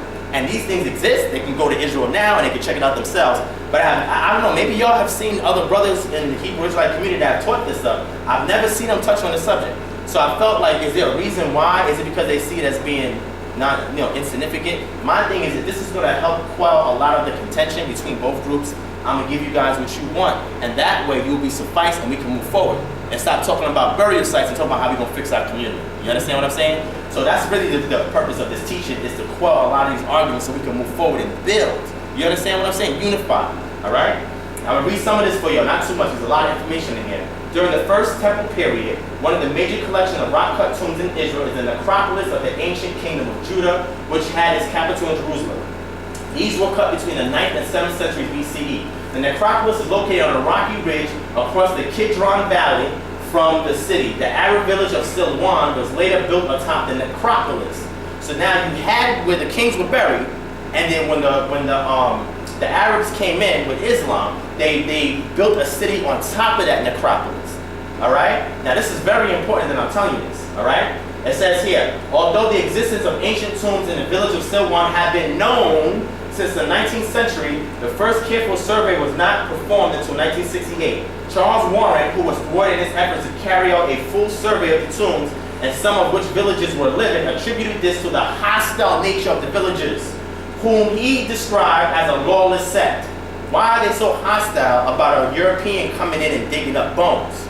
See, you see the same thing in ancient Kemet. The indigenous people say, yo, we don't want to help you with that because you're being mad disrespectful. As we say colloquially, mad disrespectful. People that know me know I use that term a lot. Mad disrespectful, we're not going to assist you. Now, when this archaeologist attempted to do this, the people was like, whoa, we're not letting you do this. Nah, this is sacrilegious. So he fought a lot of contention, right? All of the tombs were long since empty and their contents removed. Because we saw the ossuaries, right? So a lot of the times the tomb was there, the burial site was there, they would take the bones, put it in a box, and they would take it with them, right? And it says a great deal of destruction was done to the tombs over the centuries by quarrying and by their conversion for use as both housing, both by monks in the Byzantine period, where some were used as churches. That's mad disrespectful. How you take somebody's grave where they're buried and turn it into a church? Who does that? This is during the Byzantine period where you have Christianity that was taken over at that time. These were Europeans, right? And it says, and later by Muslim villages. So some of the villagers who were homeless, just like today, some homeless people will find an abandoned building to live in, tombs, because they had no other place to go and they needed shelter. That I could understand. But if you're setting up shop and doing religious ceremonies and stuff over top somebody's grave whose ancestors there, that's not African, that's not Hebrew Israelite, that's nothing indigenous or aboriginal. It says when an Arab village was built, tombs were destroyed, incorporated in houses, or turned into water cisterns and sewage dumps. The necropolis or ancient cemetery is an archaeological site of major significance. It contains 50 rock-cut tombs of distinguished caliber, assumed to be the burial places of the highest-ranking officials of the Judean kingdom. Tomb inscriptions are in Hebrew. The most famous of the ancient rock-cut tombs and the Silwan is the finely carved monolith known as the monolith of Silwan. And the rest of this, I'll get you some more information about that. And this is just so y'all can understand that these things existed, but also know the history behind these things that you're looking at. Now, this part right here, next slide, I'm gonna break y'all, but y'all have to understand the Islamic conquest of Palestine. Because as you can see in the previous slide, we saw that when the Arabs came in, they built a city on top of the necropolis. Some of the villagers were living in the tombs. But if you don't understand the Islamic presence in Palestine, then you will not understand why there's such an uproar and resistance towards European archaeologists coming and digging up bodies. You have to understand the presence of Islam. This is very, very important. My brother back there, Morris brother right there, you're familiar with the history of Islam coming into Palestine, right? He's a sheikh, so he should know this, right? This part right here is very important because this is going to answer about the tombs. So I'm gonna let y'all break from here. So we're gonna take a 15-minute break. I'm gonna get back into this. Is everybody okay? Hope I'm not overloading your information. At the end of this, I'm gonna give y'all a quick question and answer. That way, if you have any questions, you can ask it. But please hold off your questions until the end, and I promise I'm gonna answer as many questions as I can. I'm gonna finish up here. Again, we stopped at the Islamic conquest of Palestine. So I want to get into this and just show you all the Islamic element in regards to the burials, because we have to understand what does this have to do with the burials, right? So let me, oh wow, press forward. Okay, here we go. Islamic conquest of Palestine. So let's move forward, right? Now, the Muslim history in the region of Palestine began in the 630s during the Great Muslim Conquest. The Roman reign of Palestine was conquered by the Muslim armies of the Caliphate, the Islamic Empire under Caliph Umar. It says Muslim presence in the region has since continued to develop to the present time for nearly 1400 years. Throughout the majority of the aforementioned era, a Muslim rule existed in the region of Palestine, except for the Crusader rule in the region 1099 to 1291, and except for the period of the modern state of Israel, 1948 onwards, in which, following the 1948 Palestinian War, led to the creation of the state of Israel and Israeli sovereign power, majority of the territories of the British Mandate for Palestine. The Muslim conquest of the 7th century began a long and gradual process of Islamization of many nations in the Middle East, Central Asia, and North African region. This gradual process, which began immediately as a result of the formation of the Muslim Empire, it says, lasted several hundred years. In addition, in the Middle East region and the region of Palestine in particular, began a gradual process which lasted several centuries, in which the indigenous peoples in various regions who until then spoke mostly Greek, Aramaic, Syriac, Coptic, and Berber began adopting the Arabic language and the culture associated with it. As a result, through time, many of the indigenous people merged with the Arab tribes, and as a result, a vast region, which included the historic region of Palestine, became dominated by the Arabic language and the Arab culture. Following the Muslim conquest of the region of Palestine, the Caliphate decided to construct a grand mosque on the holy site of the Jewish temple ruins, keep that in mind, in the old city of Jerusalem. As a result, the Caliphate constructed the Al-Aqsa Mosque. In addition, during that time, various other Muslim structures were constructed throughout the region of Palestine. Keep that in mind. The Al-Aqsa Mosque is considered nowadays the world's oldest Islamic building still in use. All right, what is the Islamic perspective on excavation? Now we see that in the 7th century, Islam and the Arabs came into Palestine and just locked it down, set up shop. And now we want to know, how do they feel about excavations? Maybe they're okay with it, maybe they're not. Well, let's see. A number of archaeological excavations at the Temple Mount, remember that mosque that was created there, a celebrated and contentious religious site in the old city of Jerusalem, have taken place over the last 150 years. They were first undertaken by the British Royal Engineers in the 1870s. How come all of these noted archaeological digs always start with Europeans? British, French, what? Okay, as you can see, no indigenous people are doing this. Okay, it says since Israel took control of the old city in 1967, archaeological excavations in the vicinity of the mount have been undertaken by Israel and the Waqf. It says both excavations have been controversial and criticized. Israeli excavations have also sparked demonstrations and objections in the Muslim world. Due to the extreme political sensitivity of the site, few archaeological excavations have been conducted on the Temple Mount itself. Protests commonly occur whenever archaeologists conduct projects on or near the mount. Now, I have to give Islam some props, because when those Europeans go in to dig, they said, we're going to give you a hell of a time before you accomplish that. That's real right there. And this is what we should be doing in ancient Kemet. But yet we celebrate the European who wants all of these bones in these bodies that's not African. Let's move on. All right? Here's an article from BBC News. Israel to delay work at the holy site. Controversial construction work near the holiest site for Muslims and Jews in Jerusalem has been put off to allow public consultation, officials say. The excavations have angered Muslims across the world. The Arab League called it a criminal attack and has asked the UN to intervene. How come the officials in ancient Kemet are not doing that? Or the people indigenous, why are they not doing that? There's a reason for that, right? Because remember, who is in control of Egypt now? The Arabs, right? Islam, the Islamic State. Did they have respect for the ancient Phoenicians? No. So this would make sense why they will allow them to dig there, but not at their sites. That makes sense, right? Not their culture. It says only an announcement from the Israeli government ordering to halt all work once and for all and authorizing the Waqf, the Islamic endowment authorities, to embark on the necessary repair work will satisfy us, said the Mufti of Jerusalem, Sheikh Mohammed. So now the Sheikh is saying, yo, unless y'all call this off, you're going to get hell from us. Again, I respect that. That's real. That's how you honor your ancestors. Y'all feel me? Let's move forward. Right? What is the Quran views on Egypt? Right? It says here, this is from Surah 7, 137.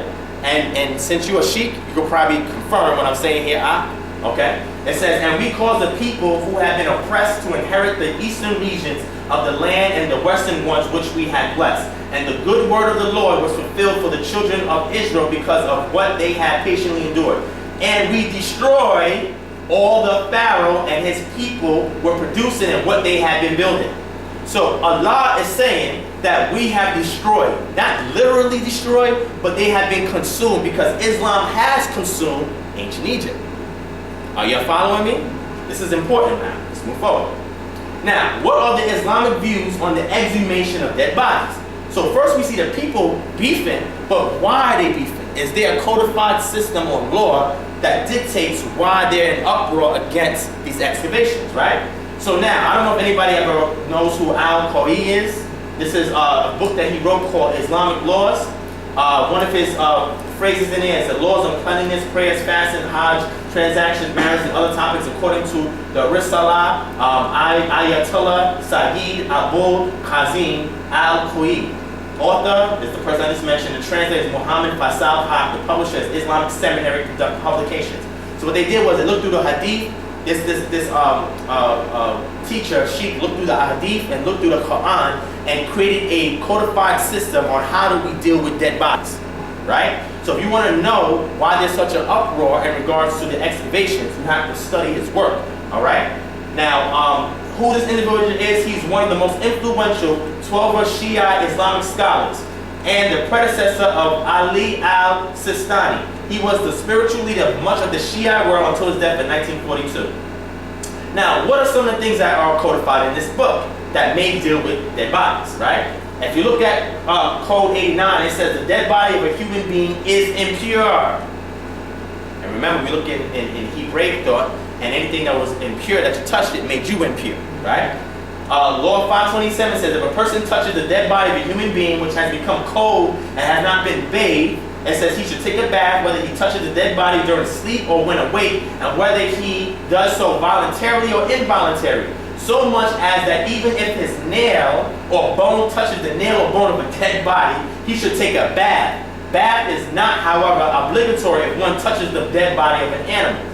Code 624 says, if it is feared that the enemy may dig the grave and exhume the dead body and amputate his ears or nose or other limbs, it should be lowered into water if possible, as stated in the foregoing article. 648 says, it is unlawful to open the grave of a Muslim.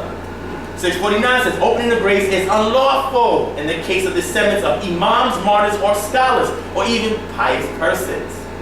650 says, opening the grave of a dead body, it says it is not unlawful unless you have these cases, which says when a dead body has been buried in a usurped land and the owner of the land is not willing to let it remain there. That means if I purchase land and your ancestors buried there, and I'm like, listen, it's my land now you're allowed to go and touch the dead body and take it out the ground, right?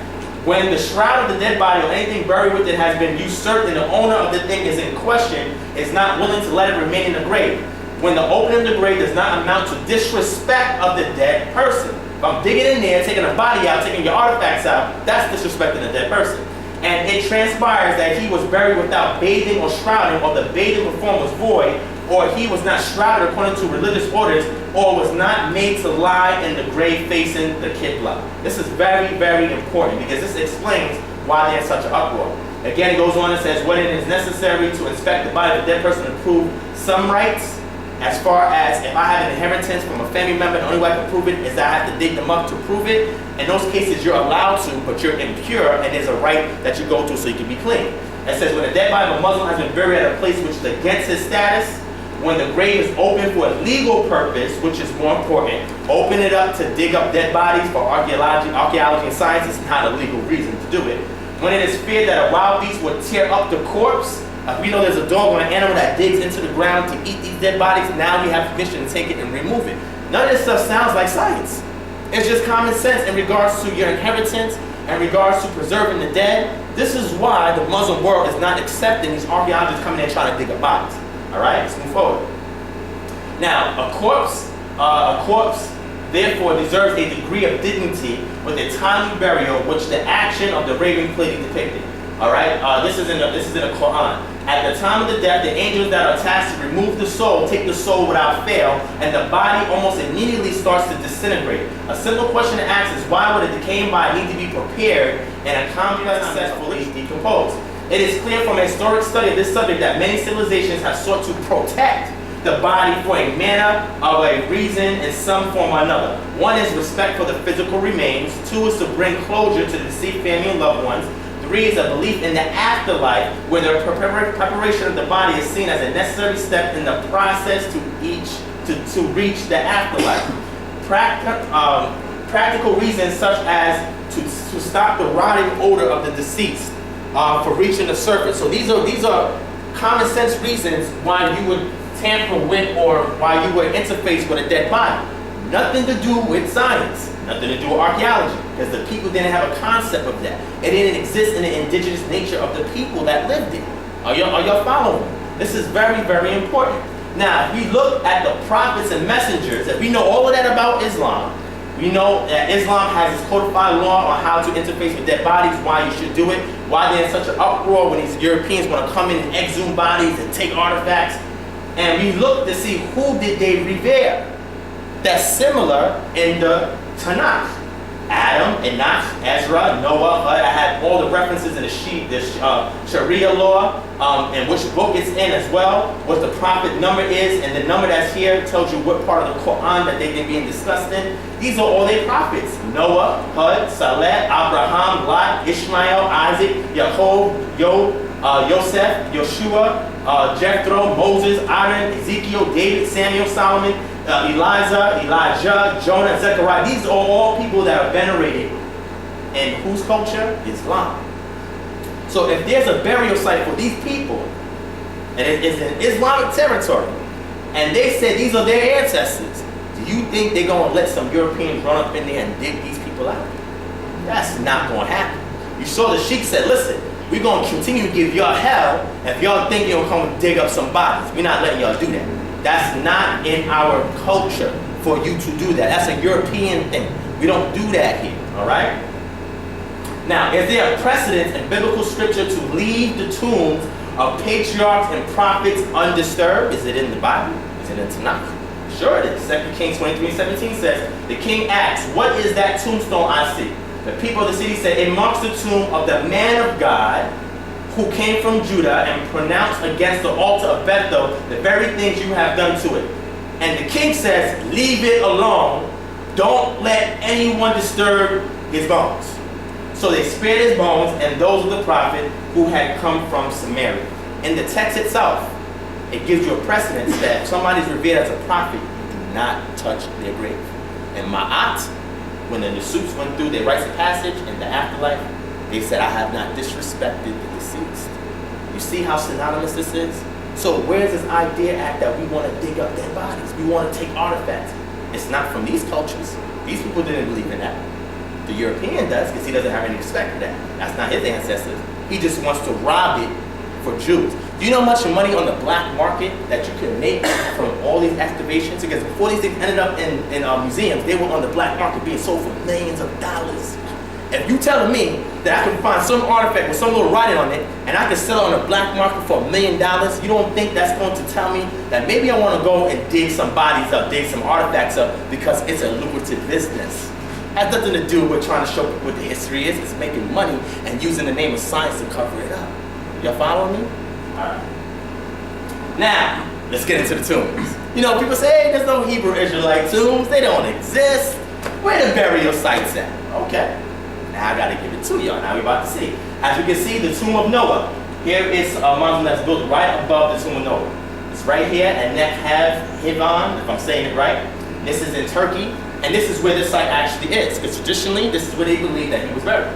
Right? So if we go to it, it says here, the tomb of the prophet Noah is a mausoleum in the territory of Konan Gala, which is the old fortress, in the southern part of Nakhchivan, Azerbaijan.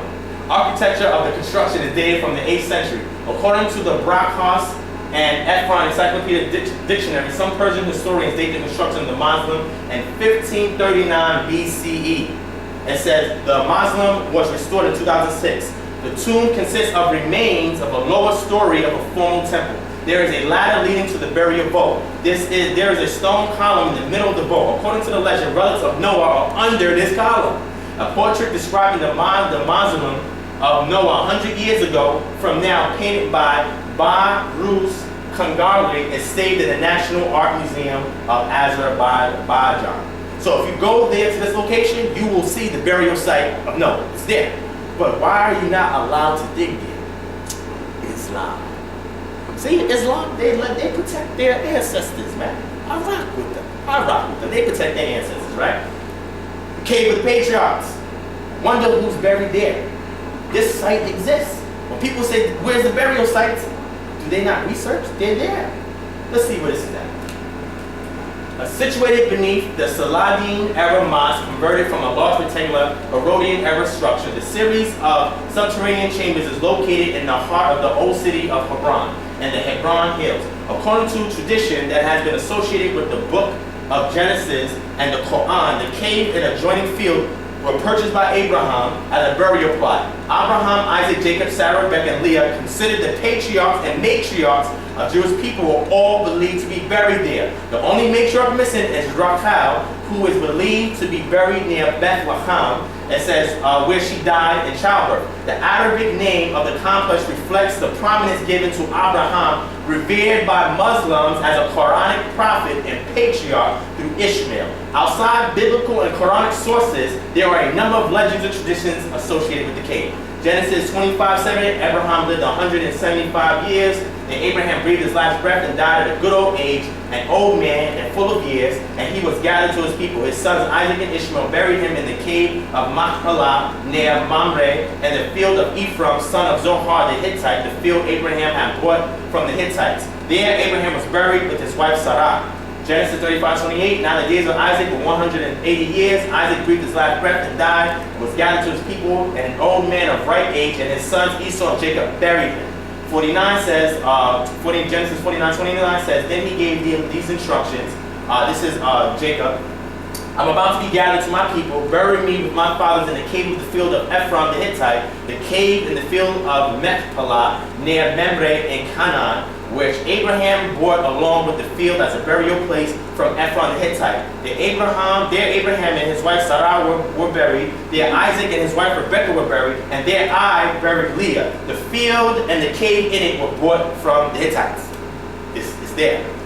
If you want to see it, here's a picture of it right there. It's enclosed over a cave that you can go in and you can look at. Now, are you allowed to excavate there? They don't let that rock. You're not going to disrespect Abraham, Isaac, Jacob, and Ishmael. Nah, that's not going to rock in the Arab world. So let's move forward. Next is the tomb of the matriarchs. Tiberias, right here. This is what it looks like here. This is the burial site. If you want to go there right now, this exists. I'm giving images of it, right? The tomb of the matriarchs in Tiberias, Israel, is a traditional burial place of several biblical women. Bilhah, handmaid of Rachel, Zilpah, handmaid of Leah, Jochebed, mother of Moses, Zipporah, wife of Moses, Elisheba, wife of Aaron, Abigail, one of King David's wives. The marble structure beside a modern apartment building block is surrounded by a stone wall. So that site has been preserved there as a historical site, and there's like an apartment complex right over there.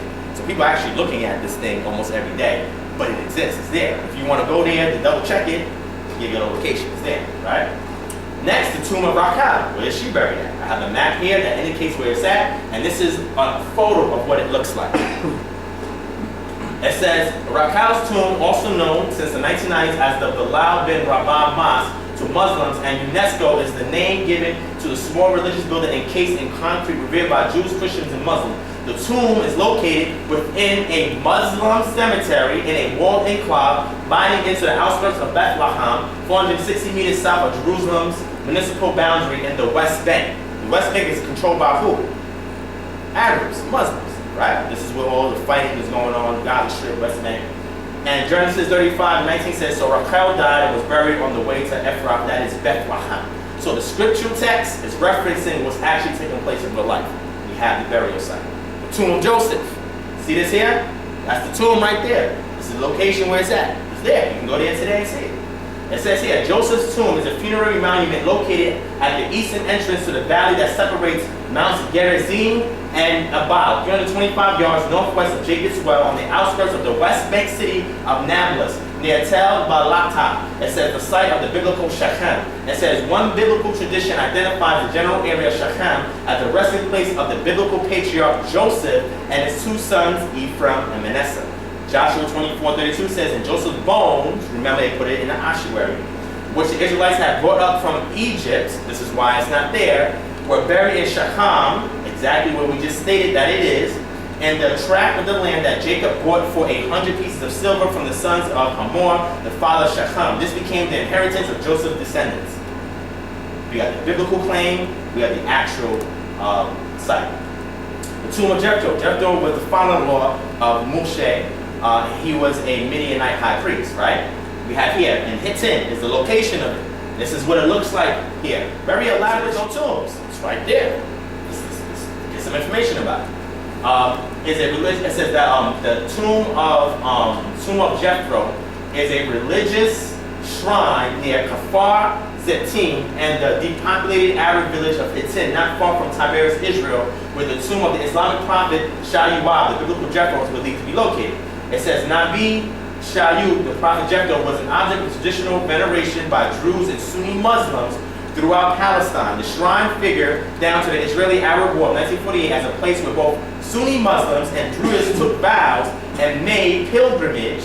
After the 1948 war, Israel placed the maqam or shrine under exclusive Jewish care. A central figure in the Jewish religion, the tomb of Nabi Shayuab, has been a site of annual pilgrimage for the Jewish for centuries. Shrines dedicated to Nabi Shayuab are common throughout the greater Syria region. In the final years of the British mandate in Palestine, a dispute had raged over the shrine between the Sunni and Druze communities. On the establishment of Israel in 1948, the Tariq family applied for the Maqam to be registered a Jewish waqf. Israel complied in part to promote the separation of the Jews from the other Muslim communities. So custodianship of the tomb was transferred to the Druze community by the Israeli authorities. Sunni Muslims have largely ceased their pilgrimage to this place because there's too much contention here. Again, you can go see the tomb of Jethro. It's there. What about the tomb of Aaron? Is it there? Yeah, I'm giving you pictures right here. This is what it looked like inside the cave, and this is the site right here. It's there. This is on the map where it's at. Let's get some information on it. The tomb of Aaron is the name of the burial place of Aaron, the brother of Moses. At a location near Petra in Jordan, Aaron, known as Haran in Arabic, died and was buried in Jabal Haran on Aaron's mountain near Petra in Jordan. A mosque was built at the Jordanian location in the 14th century. So they built a mosque on top of this burial site. Again, it's there. Numbers 20 and 28 says Moses removed Aaron's garments and put them on his son Elijah. It says, and Aaron died there on top of the mountain. Then Moses and Elijah came down from the mountain. Move forward. What about the burial site of Moshe? Does that exist? There's an image of it right there. Mount Nebo is an elevated bridge in Jordan, approximately 817 meters above sea level, mentioned in the Bible as the place where Moses was granted a view of the Promised Land. The view from the summit provides a panorama of the Holy Land, and to the north, a more limited one of the valley of the River Jordan. The West Bank city of Jericho is usually visible from the summit, as is Jerusalem on a very clear day. According to tradition, Moses was buried on the mountain, although his place of burial is not specified. It says some Islamic traditions also stated the same, although there is a grave of Moses located at Maqam el-Nabi, south of Jericho, east of Jerusalem in the Judean wilderness. Scholars continue to dispute whether the mountain currently known as Nebo is the same as the mountain referred to in Deuteronomy. So now we have two different areas of burial sites where Moses could have been buried, and the reason why there's contention is because it's the way you interpret the text. It's not really clear, so they know specifically where he's at. But traditionally, they believe that he's buried in one of those two places, and there's a burial site in each one of these places, and one of them has mosque. It's there. You can go back and you can go research and you can see it for yourself. Deuteronomy 34 says that Moses, the servant of the Lord, died there in the land of Moab, according to the word of the Lord, and he buried him in the valley of the land of Moab, opposite Beth Peor, but no man knows his burial place to this day. And if you look here, nobody really knows the burial place of him to this day. So that's very, very interesting. Let's move forward. What about the tomb of Joshua and Caleb? There's it right there. Tomb right here. It's right here on the map. I mean, this stuff is there. People can go and look at this stuff. Make pilgrimages to this place. It says, Timnath Heres or Timnath Serah was the town given to Joshua in the Bible. He requested it, and the people gave it to him at the order of the Lord. He built up the town and lived in it. On his death, he was buried there. Jewish tradition also places the tomb of Caleb there. It was in the mountainous region of Ephraim, north of Mount Gaash. It says some identified a place with Kitzel Hadas, about 30 kilometers southwest of Shechem, located northwest of Ariel. Joshua 24:29 says, after those things, Joshua, son of Nun, the servant of the Lord, died at the age of 110, and they buried him in the land of his inheritance at Timnath Serah and the hill country of Ephraim, north of Mount Gaash. According to the biblical claim, we have it here. It exists. It's there. Move forward. What about the tomb of Shamuel? It's right here. This is the tomb site. This is the burial place. This is the location right here. I mean, I'm going through all of these tombs. So for somebody to say this doesn't exist, it goes to show the lack of research that they did. This stuff is there, and it's easy to research. You can just Google it and find it. It says the tomb of Shamuel is the traditional burial site of the biblical Hebrew prophet Shamuel, atop a steep hill at an elevation of 908 meters above sea level. It is situated in the Palestinian villages of Naban, Samuel, and the West Bank, Arabs there, kilometers north of the Jerusalem neighborhood of Ramoth. It says on the site is a building containing a mosque built in the 18th century that was formerly a church. The tomb itself is located in an underground chamber where a small synagogue is located. The Israeli Ministry of Tourism website states over time, practically every ancient Jewish traveler mentioned this place and its synagogue. 1 Samuel 25:1 says, now Samuel died, and all Israel assembled and mourned for him, and they buried him at his home in Ramah, and he's there now today. Then David moved down into the desert of Paran. What about the tomb of David? I mean, I'm giving you all these prophets. Anybody can go there today and see this. Do we have any evidence for the tomb of David? Of course we do. This is a panoramic view of where it's at. This is the actual inside of the tomb itself. This is something that they put there to honor him, right? But let's see if there's some kind of information on that. Maybe it's not there. Maybe it is. And the Biblical Archaeological Review, November-December 2012 issue, published at Cornell University website. It's T1. This is the designation for a burial site, just like you have KV 45, 62, 63 for the Valley of the Kings in ancient Kemet. You have T1 is the designation for the tombs in ancient Israel. 100 years ago, Raymond Whale excavated this site in the city of David and believed it to be the Judite king's tomb. Was he right? It's an article written by Jeffrey R. Zorn. 1 Kings 2:10 says, then David rested with his ancestors and was buried in the city of David. So this article is investigating, is T1 David's tomb? Let's see. Right? A little bit of reading, but I'm going to read it. According to the Book of Kings, most of David's immediate successors down through Ahaz were also buried in the city of David. The city of David is 12 acres, is well established as the earliest settlement of Jerusalem and the extent of the city in David's time down through the next 250 years. It is a relatively small ridge south of today's Temple Mount. The city location was determined by the Gihon Spring, Jerusalem's only source of fresh water. The Gihon Spring also marks the commemoration of a remarkable 1,750-foot tunnel known as Hezekiah's Tunnel, which the Bible references and is still there today. It says that still carries the water of the spring to the other side of the city, where it emptied into the Shiloh pool. How the two teams of tunnelers working from either end managed to meet is still somewhat of a mystery. An even greater mystery is the winding course of the tunnel. If it had been cut in a straight line from the spring to the pool, it would have been 2/3 as long. One of the mysteries is the connection, and the connection is the strange semicircular loop and the southern half of the tunnel. Why the tunnel is make this seemingly unnecessary loop? In 1887, the famous French diplomat, Jerusalem savant and explorer Charles Clermont Ganneau suggested that this loop was an effort by the tunnelers to avoid an inadvertent disturbance of the burial grounds of the Davidic kings above the tunnel. I suggest everybody read this article. This is a great in-depth article. I just give you snippets of it, but it gives you in-depth everything that they did to excavate this tomb. And making this suggestion, Clermont Ganneau relied not only on general biblical descriptions placing a royal necropolis in the city of David, but also more specific references in the book of Nehemiah. When Nehemiah returned from the Babylonian exile in the middle of the 5th century BCE, he rebuilt or repaired the walls of Jerusalem with various teams of workers. It is possible from the text to follow roughly the progress of the rebuilding of the wall. At one point, a team is assigned to repair the fountain gate or spring gates. This is presumably the gate by which the Gihon Spring is located. It says the team also rebuilt the wall located near the pool of the king's garden, which is south of the Gihon Spring and adjacent to the graves or tombs of David as far as the artificial pool. Nehemiah 3:16.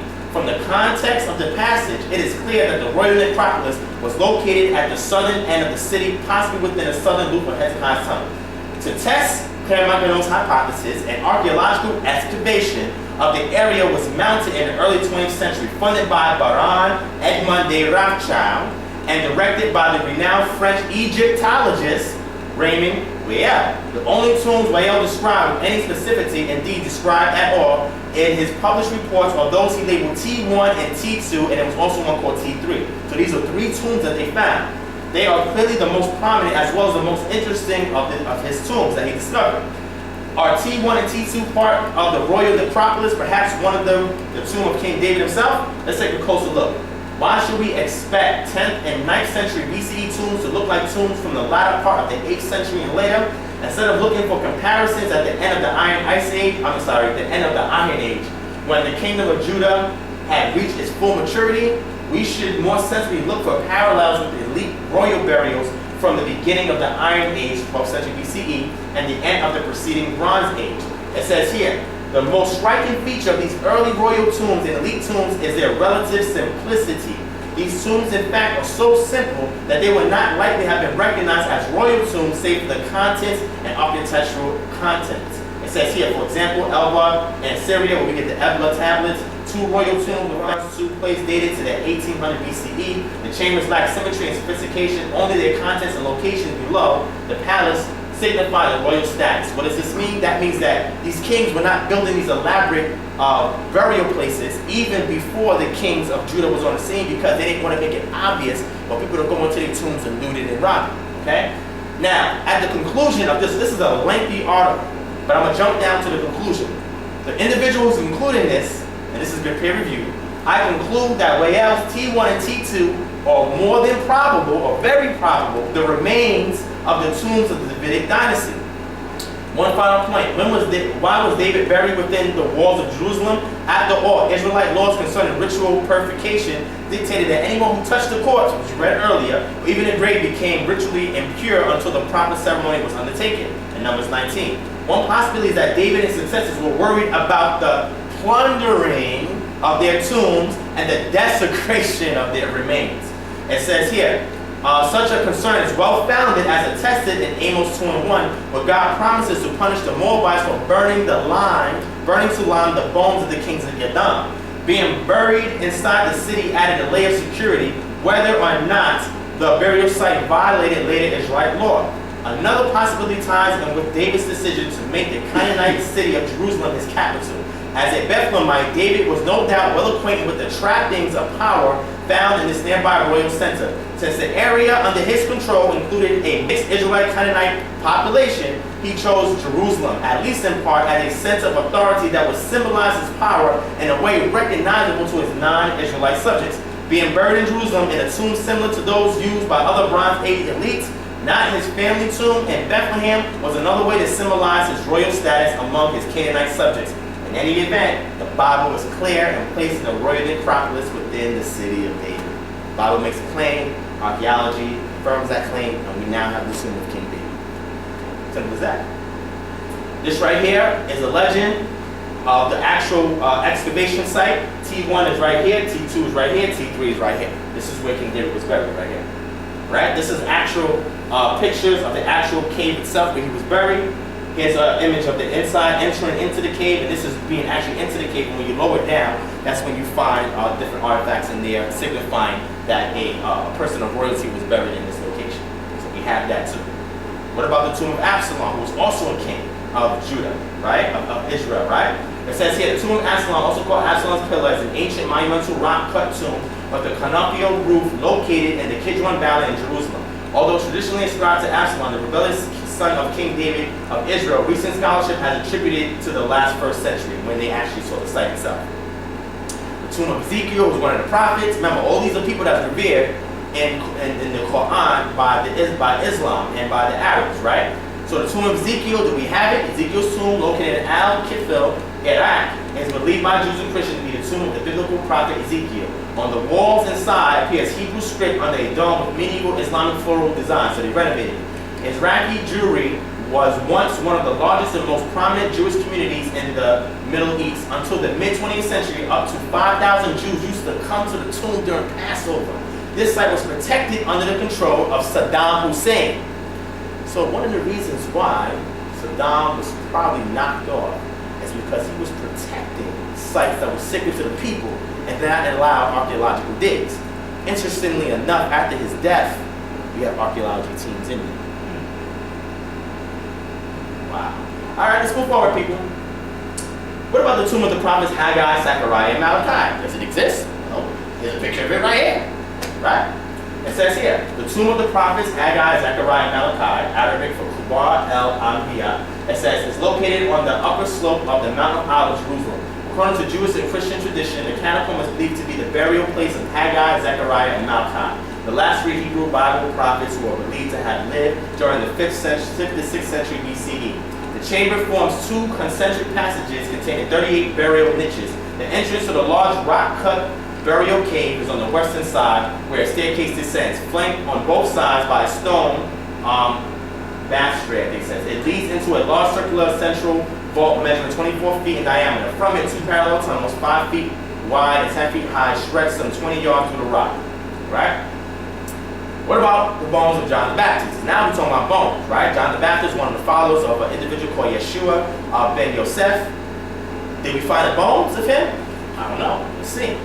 John the Baptist's bones were found. This is from National Geographic News, June 19, 2012. Discovered in 2010 among the ruins of a Bulgarian church. The remains include 6 human bones. A knuckle bone from the right hand, a tooth, part of a cranium, a rib, and an ulna, or forearm bone. DNA and radiocarbon testing of collagen from the knuckle bone showed that the remains likely belong to the Middle Eastern man who lived in the 1st century AD, which fits the story of John the Baptist. According to the Bible, John was a cousin of Jesus Christ, so the finding means scientists might have DNA from a relative of the Christian Savior himself.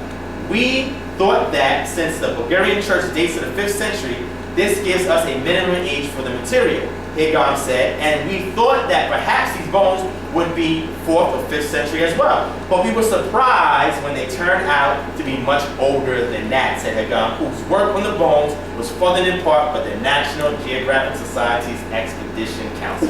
You can find this article in National Geographic, and we have the bones of John the Baptist. It's there.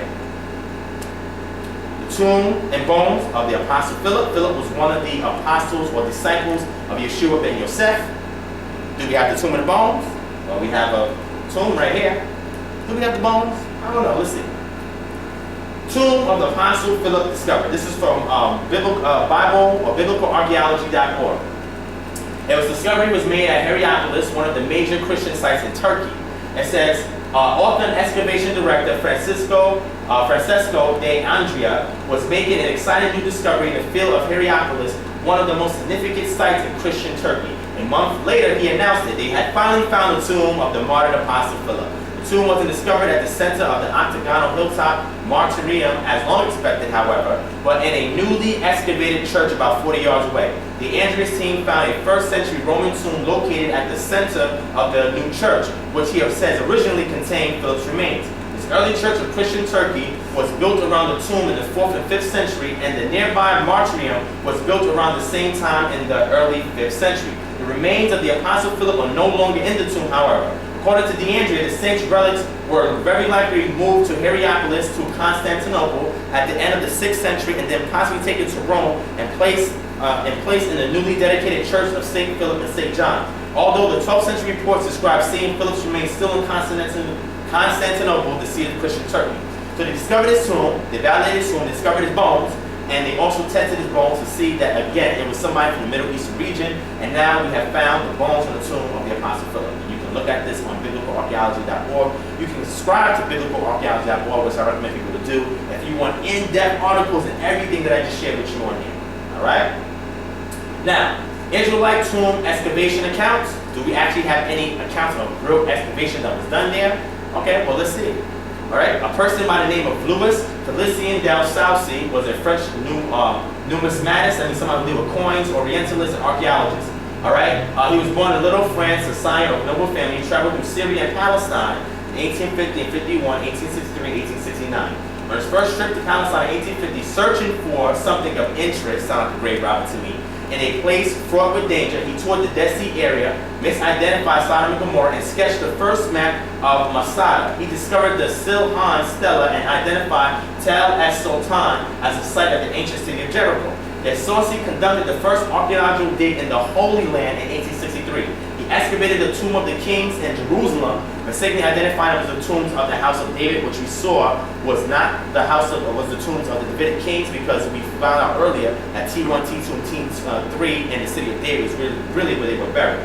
All right? It says here, he discovered the sarcophagus of Queen Helena of Ad-Diabene. It says, although he believed the bones inside wrapped in shrouds with golden embroidery were the remains of the wife of the king of Judea from the first temple period, possibly Zedekiah or Joash.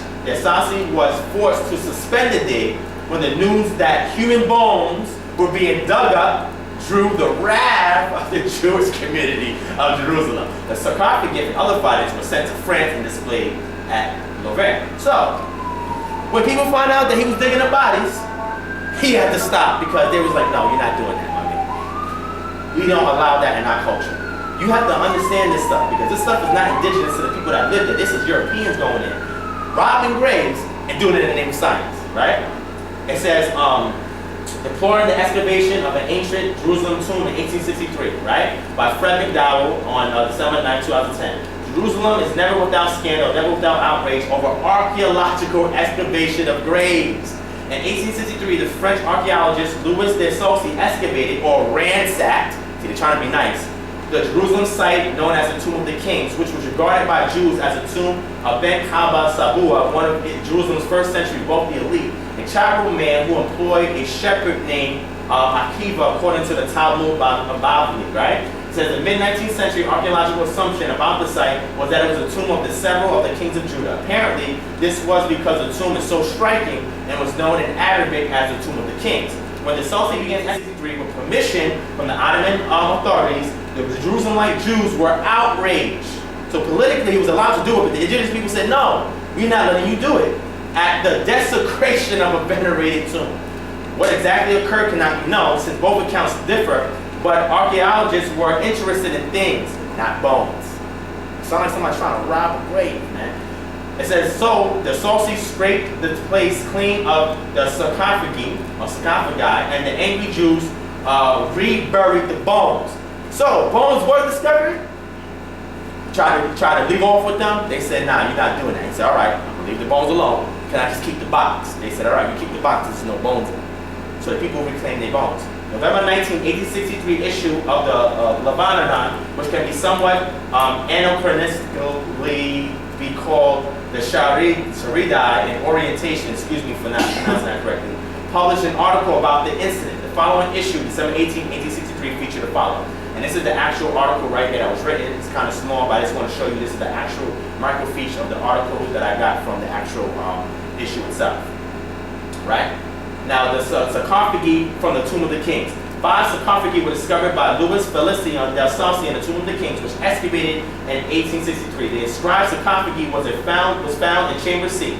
One of the lids inside was sheared, indicating that the sarcophagus may have been altered to fit the smaller room. 2 of the sarcophagi, including the one with the inscription, are now housed in Louvre. 2 are on the Temple Mount, 1 in secondary use under the Qaid Bey Foundation, and the other outside the Islamic Museum. The final one functions as a trough under the foundation of Al-Wat Street in Jerusalem's Old City. The other sarcophagi from the tomb are decorated more ornately than the so-called sarcophagus of Helena and the Louvre, which raises further questions about who was buried in the inscribed coffin. The 2-line inscription reads, in Aramaic, it's translated as Sadah the Queen, Sadah the Queen. While the first line of the inscription is written in Seleucid Aramaic script, the second appears in Aramaic square script. So what they did was, in this place called the Tomb of the Kings, they found 5 of these ossuaries or sarcophagus, and they was doing testing on it. They found out that some of them were actually from kings. They weren't able to identify which kings they were. One was from a queen, and another one was from an unknown person that they don't know, but they see the inscriptions that was marked on the sarcophagi to indicate who they are. So when they did excavations in the Tomb of the Kings, they found these sarcophagi, and they identified some of them as being the actual sarcophagi of the kings of Judah. This is very, very, very important, right?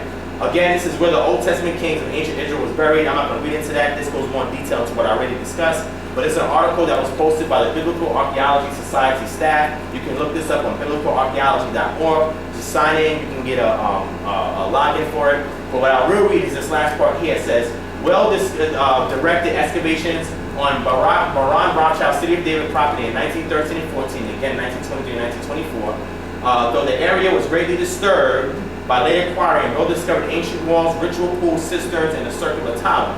And most remarkably, 9 rock-cut features that he identified as tombs.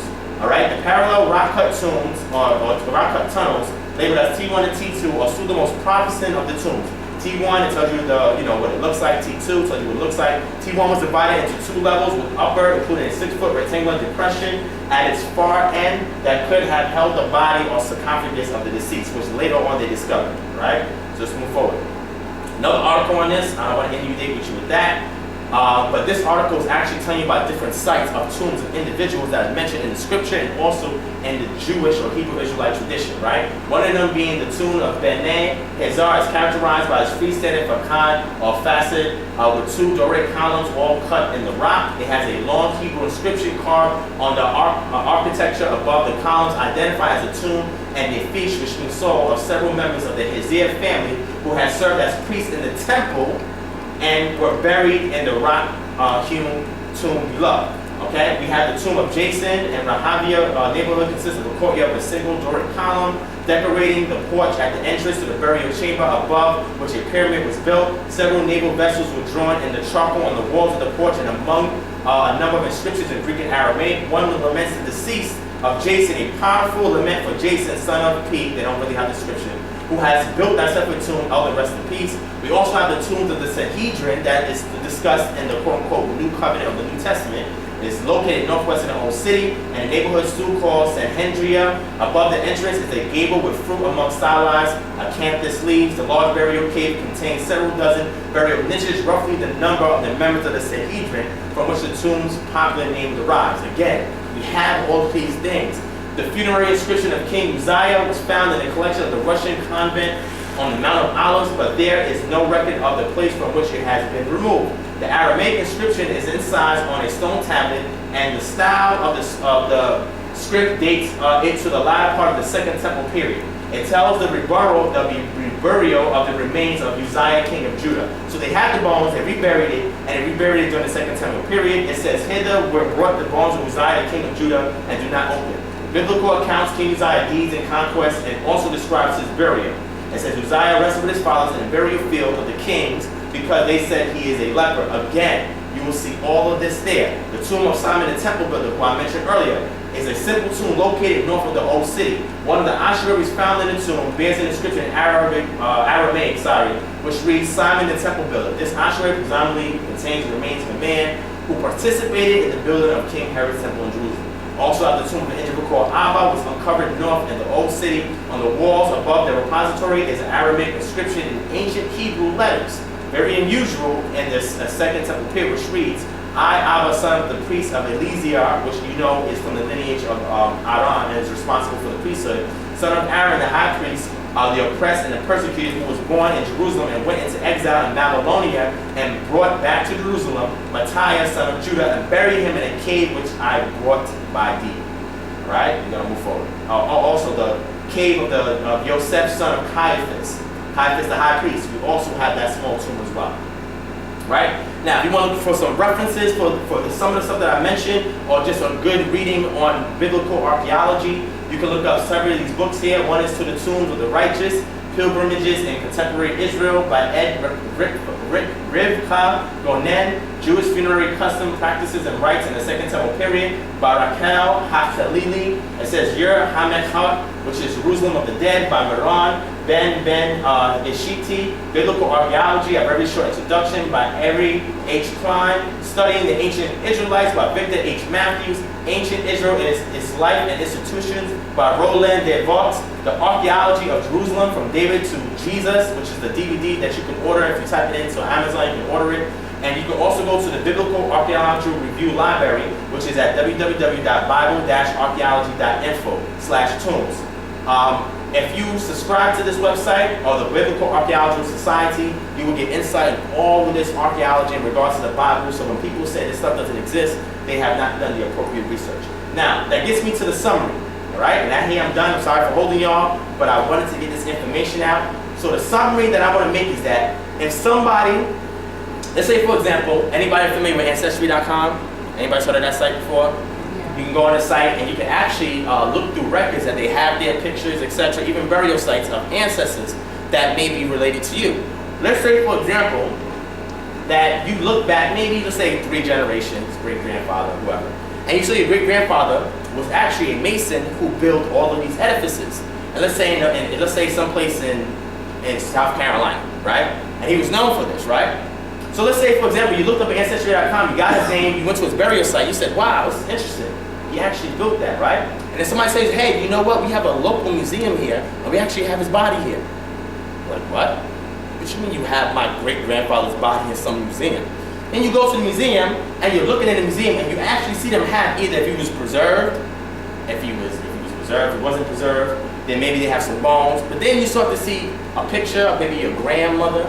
Then you start to see a necklace, a ring that he may have had. You see all these things that are there in this museum. How would that make you feel? What if that was your grandfather? How would that make you feel? Without your permission, they're going to dig up an ancestor of yours because they want people to see who this person is and validate the fact that they made these edifices. To me, that would be disrespectful. I would protest that and you getting them out of there and you bury them back. That is a complete disrespect to a person's ancestors. You do not do that. That's not indigenous. It's not aboriginal to anybody in the land of Africa or the Middle East. They don't rock that way. We learned that archaeology is a European crime against indigenous people and a justification for robbing graves and desecrating our ancestors. The Europeans used the science and art of archaeology to rob graves. Simple as that. They had to be politically correct, so they called it science. But they stole stuff, and a lot of stuff was sold on the black market. Do you know how much these artifacts are worth in museums today? Millions of dollars. Millions of dollars. And how much people come day to day to watch this, the admission that they pay to watch, they're making millions of dollars. This has nothing to do with venerating your ancestors. It's all about a lucrative business. Are y'all following me? What we should do is protest at every European, American museum with these bodies and artifacts and demand that they put them back now that we have the information. If we want to do justice to our ancestors, we should go to each one of these museums and say, thank you for the information, now put it back. Because you are not honoring ancestors. This is not our culture. This is not African culture. This is not Israeli culture. This is not culture of the people of this land. And we want you to put these bodies and artifacts back. You do not have the right to do this. Put it back. Nobody's giving you the authority to do this. If we want to show my order of justice, if you want to be righteous according to the scriptures, and we know that they have artifacts and they have bodies, we need to protest so they can put these things back. Our ancestors need to rest in peace. You know what rest in peace is? You go to a grave of your ancestor calls rest in peace. Leave me alone. Let my body stay where it's at. The moment you dig it up, they're no longer in peace. We should study the ancient civilizations, like the Griot has said earlier in the video I showed you, based on history, culture, architecture, language, and whatever we are allowed to excavate from the people. You see how that white archaeologist went into this West African town and he showed them the things that were there. But the moment he wanted to dig, no, you can't do that. But you can still study a person's history by just looking at the architecture. You know, looking at artifacts that you're allowed to. The people say it's okay. But it's not African to go dig up bodies, man. And then you want to put them in a museum where people pay to come and see them. If ancient Kemet was still here as a nation, they would not allow European archaeologists to come into their country and steal bodies or artifacts for science purposes. We know that Islam is in Palestine, and they pretty much run and own most of the land that you see where their prophets are buried, and they did that for a political reason because they understood the desecration that was taking place by the Europeans, by the Roman Catholic Church. They're preserving their ancestors. If ancient Kemet was read right now, and they was in this room with us, they would turn over in their graves to know that we allow their bodies to be posted in a museum, that we allow people to rob their graves. If they were here as a nation, they would war with the Europeans, talking about they want to come in here and do archaeology and exhumation. They would not allow that. So why we, and some of us who claim to be Kemetic, who trace our lineage back to ancient Kemet, why are we not in the uproar? Why are we supporting the Europeans' excuse and justification to steal the bodies of our ancestors? Something needs to be done about them. So with that being said, my presentation is over. I thank y'all for sitting through this. I know y'all probably could have went and go watch the movie for about 2.5 hours, you know what I'm saying, on a Sunday night. But if anybody has any questions, you can feel free to ask, and I'm going to pack up and let everybody go. I don't want to hold you. But I just want to give you a lot of information because when people make these exaggerated claims, you have to investigate the intent and the motive behind what they're saying. So and I'm looking in the camera, and I'm telling all my brothers that are in the Kemetic community, the people that is telling us that we need to go and get bodies, and where's the body, I want to go see it in the museum, and I want to get the artifacts, that's not African. And we should protest that they take these bodies and artifacts and put it back so our ancestors can rest in peace. And this goes to everybody that's here and there. And I'm actually, I don't know if anybody knows about it, but I'm actually doing a petition to submit to these museums to put these bodies back. Now, I have a Hebrew Israelite ideology, but I put my people, my black people, and their social, political, economic status before my ideology. But here's me being a Hebrew Israelite brother who is in a process of creating a petition to get the bodies of Kemetic ancestors out the museums. Who's gonna side with me? And if they find any bodies of Hebrew Israelites or bones, like the two that I just showed you, a petition is going into, put it back. Put it back. Let them rest in peace. Put it back. So if y'all are really serious about your ancestors, then everybody here, I need your information. Y'all put your name on the petition. If I get 1,000 signatures on it, I can submit it to Congress and get it reviewed. And I can also go to London and submit it to museums there and get it reviewed, so we can get these bodies back. These Europeans do not deserve to touch or know anything about our ancestors.